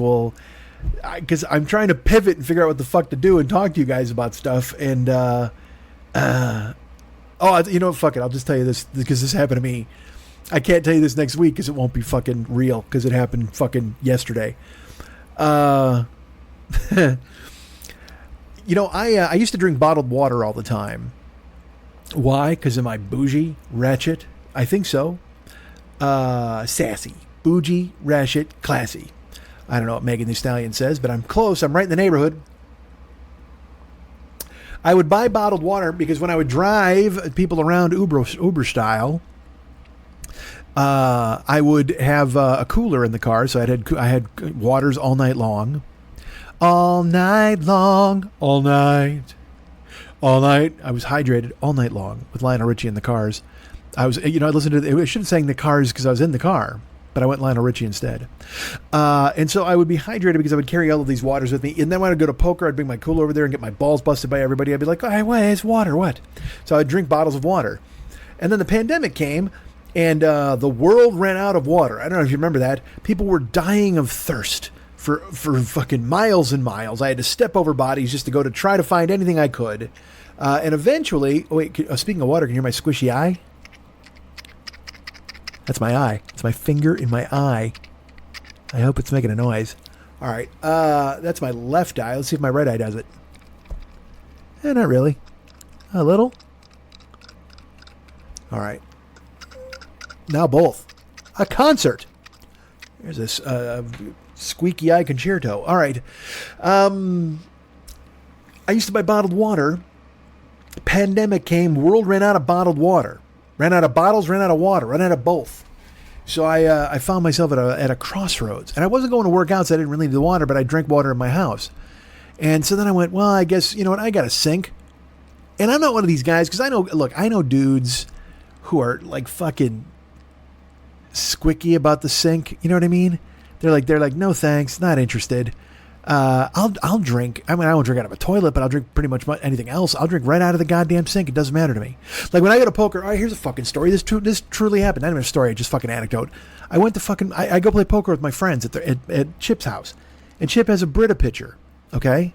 And all these guys are like, oh, Brita, and they, one of them take a water out of the Brita, and if they're not drinking whatever on the side or a Coke or a fucking, mixed drink, hey, the Brita, give me the Brita, I'll have a glass of Brita, whatever the fuck. So I keep hearing about this Brita, right? So then I'm reading the sales paper because I'm 1,000 years old. I'm reading the sales paper for Ralph's, which is a local grocery store. And 1 week, it was 1 week when I read it there, they had a fucking, I should tell you, all right, I'll tell you that in a second. So they have the Brita pitchers, right? And they're there and they're on sale. And you say on sale, like how much on sale? Well, normally they're $25, right? But for some reason, this particular week, the Brita pitchers were $5. $5, man. Now, I will tell you this. I get there and I go to try to find them. Shaggy kid tells me they're in aisle 9. I go down there. I'm like, oh, they're not here. But wait a minute. There they are. This kid knew where the Brita pitchers were, shockingly. But here's where they get you. I didn't realize this. You know, you got to buy the Brita pitcher. And comes the filter. You got to replace that filter. Like, regularly. So you're not just buying a fucking pitcher. You're making an investment in Brita forever. Which just seems stupid, right? But at the same time, $5 from $25, I'm going to say $40 if I buy 2 pitchers. And that's exactly what I do. I buy 2 pitchers. And in my brain, I'm like, well, if I get like single usage out of these with the one filter, that would be fine. Maybe I don't go spend money on any more filters. But I'm just happy to be in the Brita Club. Because here's what I was doing. Like I said, I wasn't buying bottled water. But at my house for the past 2 years, I have like big gulp cups. I have a Gene Simmons and a Paul Stanley, each 2 separate big gulp cups.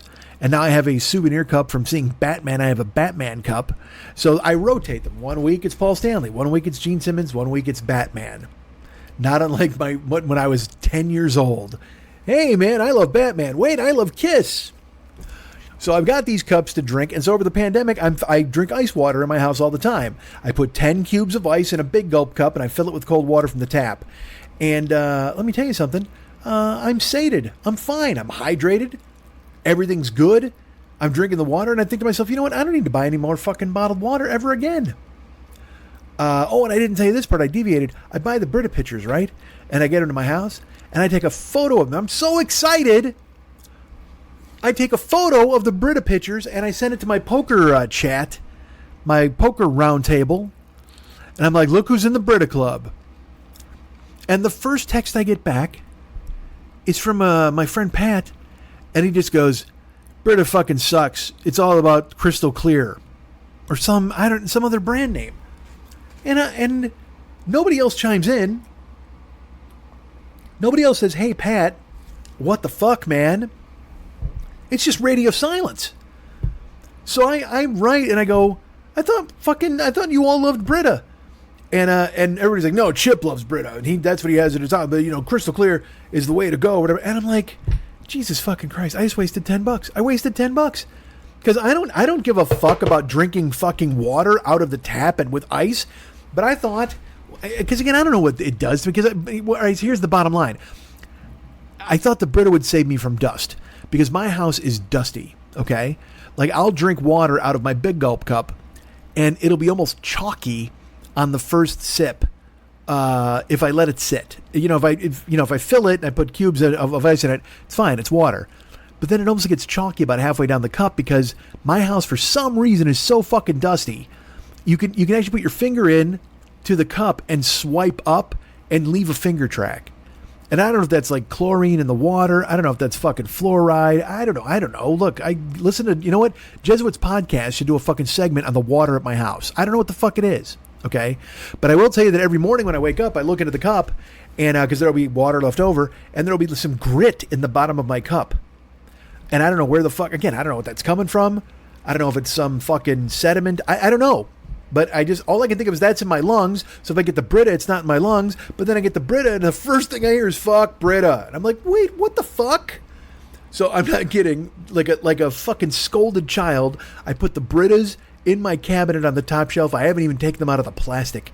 I haven't even taken them out of their packaging. Because I'm so disappointed in the fact that I invested money in a loser. That I sunk my money in the liquid market crash of 2022. I saw my investment plummet. I'm going to jump out a fucking window and sell an apple. God damn it.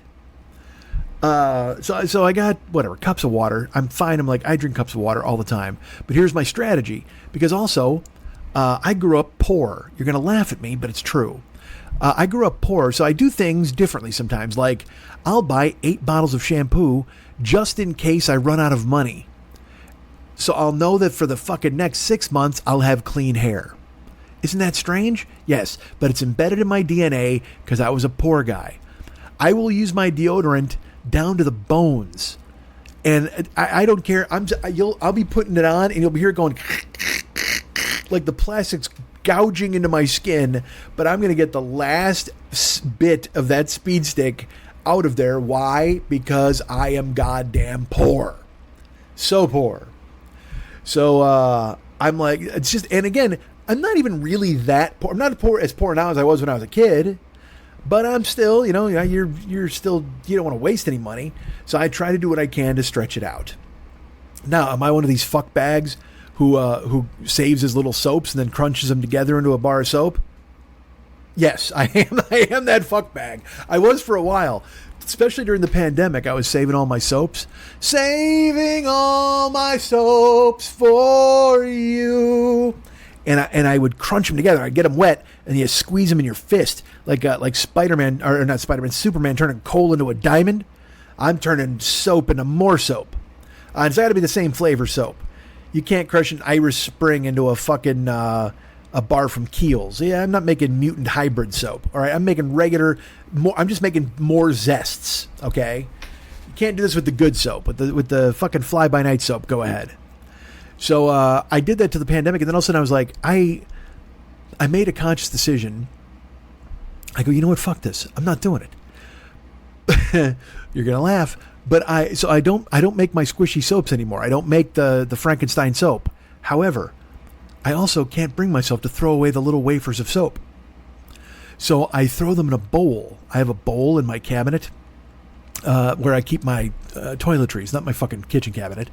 But it's like it's a bowl, and it's got to have, I don't know, 25 fucking mutant little baby soaps like that I've used and gone down to the nub. And like a little, it looks like a little boogie board, like a little soapy boogie board. And I got to have 20 of those in the fucking bowl now because I can't bring myself to throw them away. And then I thought to myself, well, maybe there's a way to give these away. And then I thought, wonder if I could donate these to the homeless. I really had that thought. I'm like, what if the homeless would take these soaps?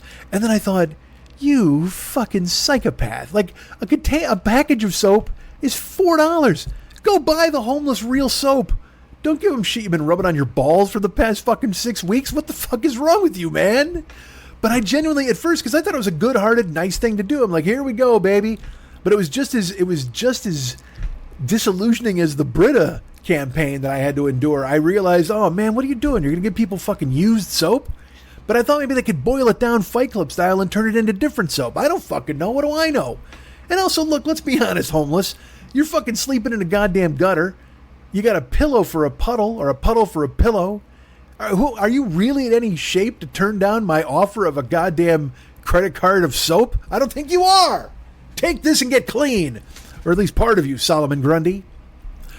But I have the bowl. I should post a photo of it. You'll laugh uproariously. All right, I have a bunch of soaps. I have tiny soaps, is my point. So as a poor person, that's the kind of thing I do. Like I will turn my fucking shampoo bottles upside down to get every drop. I will turn my facial cleanser upside down to get every drop. It's ingrained inside of me. So it's the same way with my water. Like if I drink water, I drink water all fucking day. I got it in this fucking big gulp cup.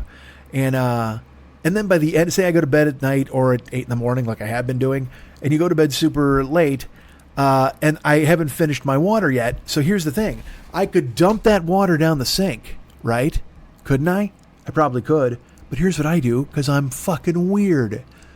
I go, all right, I'm going to put this cup on the countertop, because in the morning I take a vitamin supplement. I take a multivitamin and I take a biotin. And I'm like, all right, I'll just take that and I'll use this water. Like I'll drink last night's water because it's just like 2 gulps to knock down the vitamins. I go, and then I'll dump it out and then I'll make some fresh water. And you're thinking to yourself, why don't you just make some fresh water? I don't know. Because I punish myself? I don't know. Because I'm poor? Maybe. And I can't go to the bank and buy more money.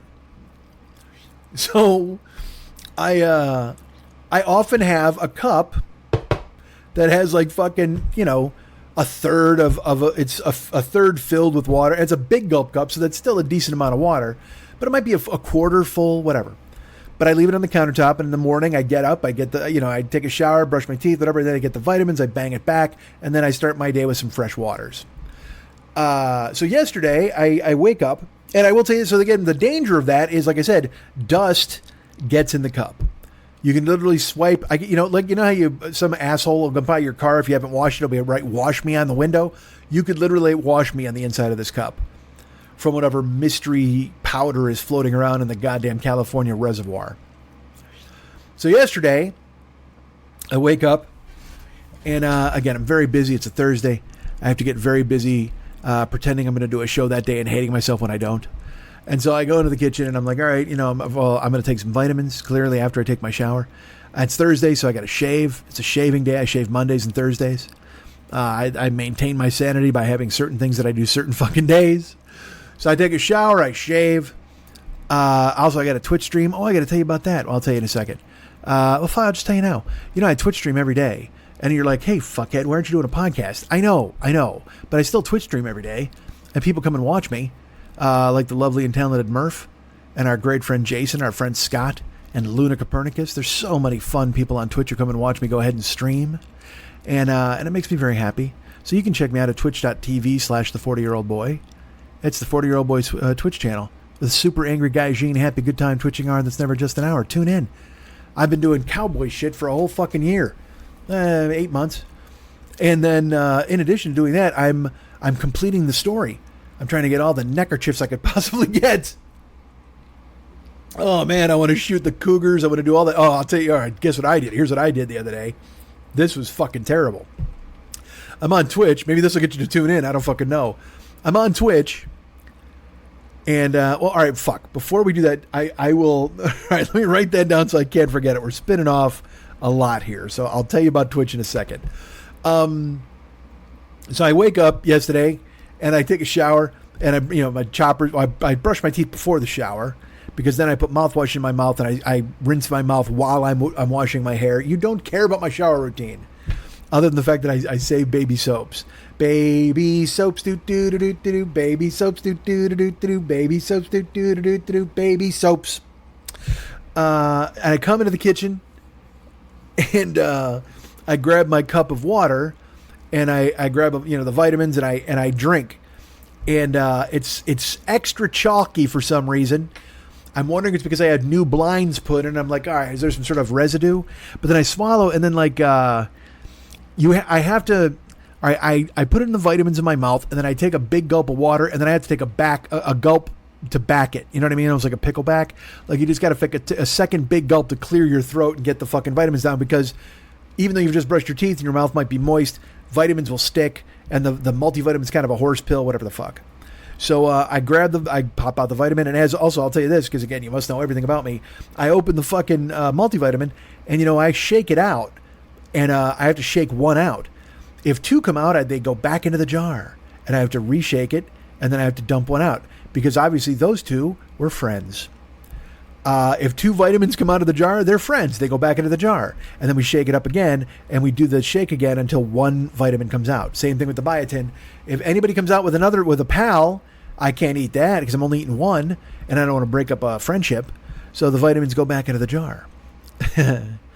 So yesterday I shake out some vitamins, and I get them in my hand, and I toss them back, and I drink the water. Extra chalky. I didn't like it. I'm like, ugh. And the vitamin, it feels like the biotin is caught in my throat. And I'm trying to swallow it, and I drink a little more water even, and it's caught right in the center of my throat, the fucking biotin. And I'm like, dude, what the fuck? Like, how is this dry and not going down? So I'm like, and I start to do that number, and I'm doing a lot of and nothing's happening. And I'm like, this is fucking bananas. And so I have to full blown, like coughing out. So I'm in the kitchen. And it's weird. It's like because I can feel the vitamin trying to dislodge. You know what I mean?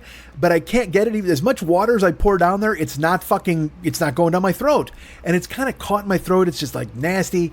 And I'm like, all right, I'll fucking take another biotin. Because then I'm like, did this biotin have a friend in the jar I didn't want to fucking leave? Regardless, I'm like, I couldn't get it to go down. And so I was like, and I coughed up, and I dislodged it, and it came out of my throat and landed on the countertop. It wasn't the biotin pill, and it wasn't the multivitamin. I had drank my water that had been sitting there overnight, and I drank my vitamins, and I also happened to I drank like I said, mouthfuls and mouthfuls, and when I coughed up, a spider came flying out of my mouth. There, he had somehow, and he was just a little guy. He wasn't big and he wasn't furry like a wolf spider. He was thin. But he was a fucking spider. And when I drank it, got caught in my throat, and I couldn't get it down, and I couldn't figure out why. Well, it's because it's a fucking spider. It's not a goddamn vitamin pill. So I cough. He flies out of my throat and lands on the countertop. And I'm like, what the fuck? And then, dudes, because he's all curled up. Like, I see him, I look, and I'm like, is that yarn? And then I see that I clearly see it's a spider, and his fucking legs are all curled up. And then, I'm not fucking kidding, his legs start to fucking fall and disassemble, and he flips himself over and he starts to walk. This motherfucker was alive. This dude he fell into my cup, he climbed in my cup, whatever the fuck, and he waited all morning to escape, found himself in the fucking moist recesses of my goddamn trachea, and then got launched onto a countertop like someone being saved from a shipwreck. He laid on his back with his legs all curled the fuck up, and then all of a sudden they just kind of fell one by one by one by one by one by one by one by one, and then he flipped over and kind of just like walked sideways on the fucking countertop, dude. I coughed up a living spider. He stayed alive through that whole fucking adventure. And I'm like, what the fuck? So, I look, I didn't freak out, but I was just like, I literally was like, what the fuck? And so he starts to walk, and on my countertop, I have a museum of kitchen appliances that I've never used. I have an air fryer I've never used. I have an Instant Pot I've used twice. I've got a Vitamix I barely use. I've had that forever. I got a toaster that I use all the fucking time. And he's heading for the bottom of the toaster. And I'm like, all right, no, fuck you. You're not about to get purchased with crumbs and shit like that. So I go ahead and I open the cabinet real quick, and I grab a coffee mug and I put it on top of him. And then I get a piece of paper and I slide it underneath and kind of like jimmy it. And then I flip it over, and now he's in the coffee cup. And I take him outside. And I dump him out in the garden. And by the garden, I just mean the landscaping. There's no fucking, someone was growing tomatoes or some bullshit. But I mean, it's just, you know, greenery, foliage, whatever the fuck. But dudes, I'm used to a chalky hit in the morning with my old water. I didn't realize I was going to get extra protein in the shape of a goddamn fucking daddy short legs who went right into my fucking trachea. And when I felt it, remember I told you it was in there and I could feel it trying to dislodge? I was like, because I was, that's him moving. I had a live spider in my fucking throat. I'm glad he didn't fucking cling to my uvula and make a fucking throat web. God damn it. But I put him outside, and then I came inside the house, and I was fucking horrified, of course. Now I got to brush my teeth again and all that, and fucking use more mouthwash. And I got to wash my cup. But at the same time, I'm laughing because in my brain I'm just like, all right, that dude is he's out in the fucking wild or whatever the fuck, and he's gonna run into another spider, and that spider is gonna be like, hey man, I've never seen you around here. And he's gonna be like, yeah, I'm more of an indoor spider. He's like, oh, well, how come you're not inside? And he's gonna go, dude, you won't believe the fucking story I have for you. So while I'm telling you this story on this podcast, out there somewhere, Boris the fucking spider is telling his story on some spidery podcast, and he's fucking holding there, and everybody's terrified because they're like, holy shit, you went into the fucking mouth of the whale and you survived? And I'm here to tell you, because I'm terrified of a tiny bug who was in my goddamn throat, but he could have gone down, he could have been in my guts. He's telling that story and fucking dining out forever. That spider's never going to have to pay for a fucking banana or a fly ever again. Oh, dude, I had a spider in my throat. It was fucking gross. So I play Twitch every day. You should visit it. Twitch.tv/the40year-old-boy. And if you check it out, you'll see me being a cowboy. Well, part of being a cowboy is finding vegetables and also killing legendary animals. And this happened to me the other day, and I maybe it will explain something to you. I don't know, but I'll just tell you what happened. I was playing Twitch, and I had to hunt legendary cougar. Now, let me tell you, in this game, the cougars are quite frankly, they're terrifying. There's 3 animals that are vicious: the cougar, the bear, the panther. In the criminal justice system, there are 3 animals that are vicious. Law and Order, ZOO. So I'm out there hunting, right? I got to find legendary cougar, and then I have to kill him. Now here's the deal. Cougars will attack you. Like legendary pronghorn, he just runs around in circles till you fucking kill him. Or he hides behind a mountain, you never find him. That fucking happened to me too. But legendary cougar, if he sees you, he's going to fuck you up. So the goal is to be far away with a fucking scope rifle and to take him the fuck out. But I was talking to a guy in the stream, and he's like, the best thing to do is take your shotgun with like explosive shells, and then you'll blow him the fuck away. And I'm like, all right. So I do that. I take the shotgun with the explosive shells, and I sneak up on legendary cougar, and then he sees me. And as he sees me, I try to do, there's a thing called Deadeye where you slow everything down. Well, the thing is you slow it down, but the cougar is still super fast, even in the slowed down time. And he's zigging and fucking zagging. So I see him. He sees me. He comes for me. I hit the Deadeye, and he starts zigging around. And I grab the shotgun in slow motion. And by the time I go, I shoot him once.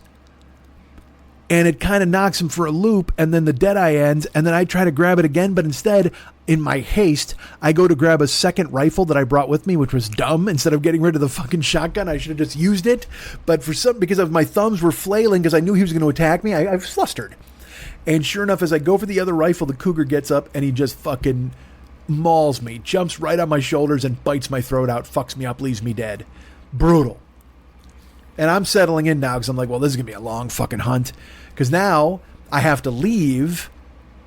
You don't get a second chance of killing him right away.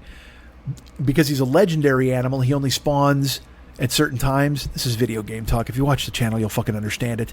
So I'm like, all right, well, I got to go now and do another fucking thing and sleep and camp with a tent to spawn legendary cougar, whatever the fuck. So I wind up doing it, and I go back, and I'm like, I'm going to use my scopy rifle. No fucking shotgun. No shells. I'm not getting close to this fucking thing. I'm going to try to take it out from distance. So I sneak into his territory. I find fur. I find dung. I find a carcass. All these things that tell me where he's going to be. And then I see him in the distance. And he's in the distance. Like, he doesn't see me. He hasn't even seen me yet. And I've got my scopy rifle, right? And people are watching. They're watching live on the broadcast. I'm there, so everybody's rooting for me to kill legendary cougar. And I've got the rifle in my hands. And I fucking pull it in, I get him, and I Deadeye him, and then I shoot him right in the fucking head. And, but it doesn't kill him. And then I shoot him twice more. Like, I shoot him in the head, and his head rears back, and then I shoot him twice more, and he goes down. And so it was just like a fucking surgical clean kill from distance. He didn't even bother me. He never even saw me. The dude, I put his fucking lights out. He had no idea what happened. So he's dead, right? So the Deadeye ends, and I'm just like, yeah, fuck yeah, and and people are like, woohoo in the stream, and guys, this happened. I wish it hadn't, but I'm gonna tell you exactly what happened. I killed legendary cougar, and he fucking was laid out, and I have to go skin him and take his pelt, but I'm celebrating. I'm like, yeah, take that, woo! And this is what I said. I'm not even joking. I went, take that, and I said a word that you're not supposed to say anymore. Now look, you were probably never supposed to say it. But it's a word I used a lot as a kid. And now your guys are like, all right, because look, there's 3 words it could be. I will tell you this. It's not the worst word. Okay? I'll tell you this. It's not the least offensive word, in my opinion. I don't know. I can't judge. It was a terrible thing to say. Here's what I said. I said, take that, F word, if you know what I mean. And it flew out of my mouth. I haven't said that, even because, like I told you, it's one of those things where we used to say it on Never Not Funny. I said it all the time as a kid because it was just a dumb, silly word to say. It was never meant in a hateful way, but my thinking has evolved clearly as everyone else, because if it hurts one person, it's not to be said. My goal is never to upset anyone or make them sad or hurt them. I'm trying to be funny, make people laugh. So for what at what was a moment of great joy for that word to leap out of my mouth in such a fashion. I'm not joking. I went back and looked at the clip because it's recording and stuff. And I looked back and I looked like I got shot, like the cougar got shot. I mean, I literally was like, like I gasped. And I even said, and people are watching me. They're watching me live. And I even said, I go, man, what the fuck? That was wrong. How the fuck did that come out? And I genuinely, it's not in my lexicon anymore. You know what I mean? But it's a dumb, silly thing to say that you would say if you blocked somebody's shot in basketball or whatever the fuck when you were kids. And then we did it all the time on Never Not Funny because it was just dumb to say. But obviously times have changed, and it's not something it's nothing I want to say because I don't want anybody to be sad. And it's just wrong. It's not my fucking place. So for it to come bolting, that was the thing. So I was like, it happened when I was happy. Like I said, it was at a moment of like, ha ha, yeah. And so I said to people on the stream, I go, look, I have to leave for like 5 minutes and kind of take stock of the situation. And they were very nice, and I left. And truthfully, something I had to do was I had to delete the stream from the Twitch platform because if anyone had clipped it, if anyone had saved a clip of me saying that and shown it to Twitch, I would be deplatformed and I wouldn't be allowed on there anymore. And rightfully so. It's hate speech. I totally get it. No matter how I meant it, no matter how silly it was or whatever the fuck, it's just not the thing to do. It's wrong. And so I deleted that video, and 5 minutes later I came back and I started a new video and I apologized. I let people know that it's, clearly this was wrong and it's not something I do. And if anyone who took offense, I greatly apologize, and I totally understand, and I unreservedly tell you that was a mistake and it won't happen again, and I apologize on the show. And people were very kind to me, and it's funny, the people who watch me on Twitch, obviously they like me because they're very nice, and they were very comforting. They're like, oh no, Mike, we know who you are, we know you didn't mean it, and I'm like, I understand that, but it's not, I don't need to be comforted, or absolved at this point. I need to just say I'm sorry, because I didn't want people because people are very forgiving and they're very nice and they will give me a wide berth, and that didn't deserve a wide berth. I mean, clearly I didn't mean it the way it sounded, and it was a complete ridiculous out of nowhere fucking accident that I can't explain. But that happened Friday, so a week ago, and I thought about it on the Saturday, the next Saturday, and I got sick. Like, I thought about it all week. I've thought about it the entire time here. And because in my brain I was like, I make a living, quote unquote, extemporaneously speaking. Whether it's here to you guys or whether it's on Twitch or as a guest on someone else's show, any of that. And if that is lurking... And it made me question myself even further than I didn't need any more excuses to fucking question myself, but it made me go, what am I doing here? Like, what is that something I need to fucking worry about? Because again, I just talk. Like, I don't think clearly. And so I didn't want, like, in my brain, I'm like, is this a thing I'm going to have to deal with? And I don't think it is. But I'm just telling you that it knocked my dick in the dirt for the whole fucking weekend. Like, I was really... Because you know what? The stream was fun, and killing the cougar was like a fucking celebration. It was awesome. The cougars are so hard to kill, and it was a legendary one, and I tainted it with that moment. And then I was mad because the stream had been fun and funny up to that point. And now it was ruined. And again, even though people were kind and nice, and they've come back and they watched me all this week... Like, in the back of my head, I've been like, do these people think badly of me? Do they think differently of me now? I hope not. I'll understand it, I suppose. But even if there was one, because again, there are people who know me watching, but then there are people who they don't know me watching. And if one person tuned in and saw me say that and thought that's who I was, I'd be fucking sick. So It's been a lot of fucking that this week where I've been in my own head and going, well, if you can't talk without that happening. And it's like, well, I've done it pretty safely by myself for the past fucking 13 years on this show. So I'm good. It was just the thinking of why that would happen in that moment was fucking, I was in repose all week just going, man, how the fuck? Because if that leaps out in a moment of great joy, that's not good. That's not good. I mean, it shouldn't be leaping out at all, period. And maybe at a period of great joy is better than if I was shouting it at somebody in a convenience store, certainly. But I was like, man, oh fucking man, this isn't good. And so I've been in my head a little bit about that this week. And you don't give a fuck about that. You don't care. You just like, Mike, podcast. Be a podcasting cyborg. Just come out and do stuff. Cough up a spider. Swallow a goddamn spider. Say the F word. This is who you are as a guy. This is what we need in our lives. Stabbing yourself with a fruit fork. All that shit you said earlier was great. And we don't give a fuck about you and all your fucking hesitations and your weariness. No one cares about your weary. Oh, he's weary. And woman does get weary. Is that a song, right? I think so. That's in my brain.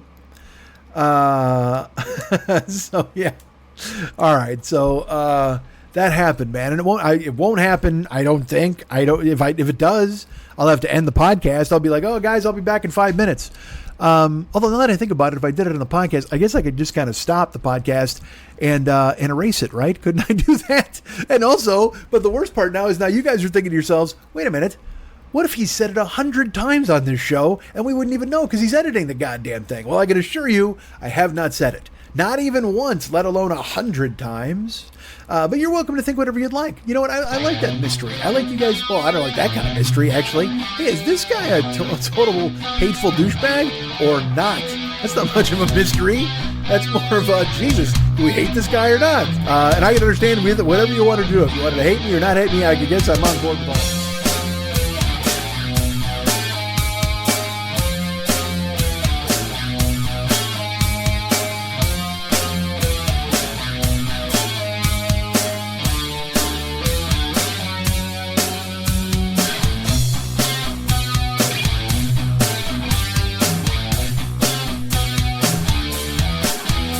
If there's anything I like more than me, it's people who like me. I love me, but if you love me, I love you. 'Cause you know why, we both love me. How great am I? Let's talk about that for a while. And by a while, I mean forever.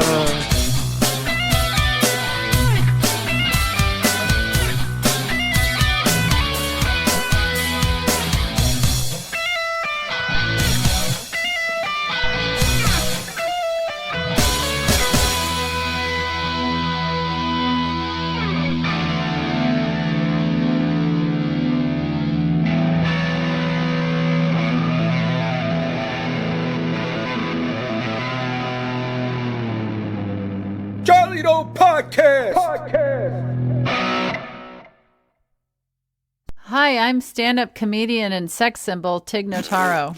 And I'm actor and writer Cheryl Hines. Before Cheryl and I got into the big business of podcasting together, we were just simply friends. And we're still friends. But now we talk about a different documentary every week on our podcast, Tig and Cheryl, True Story. We've covered everything from true crime to Britney Spears to My Octopus Teacher.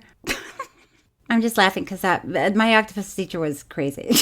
I found it more interesting that his son now had a stepmother, and it was an octopus. We also, Cheryl, tell stories, go on tangents, and generally make our sides hurt laughing at each other.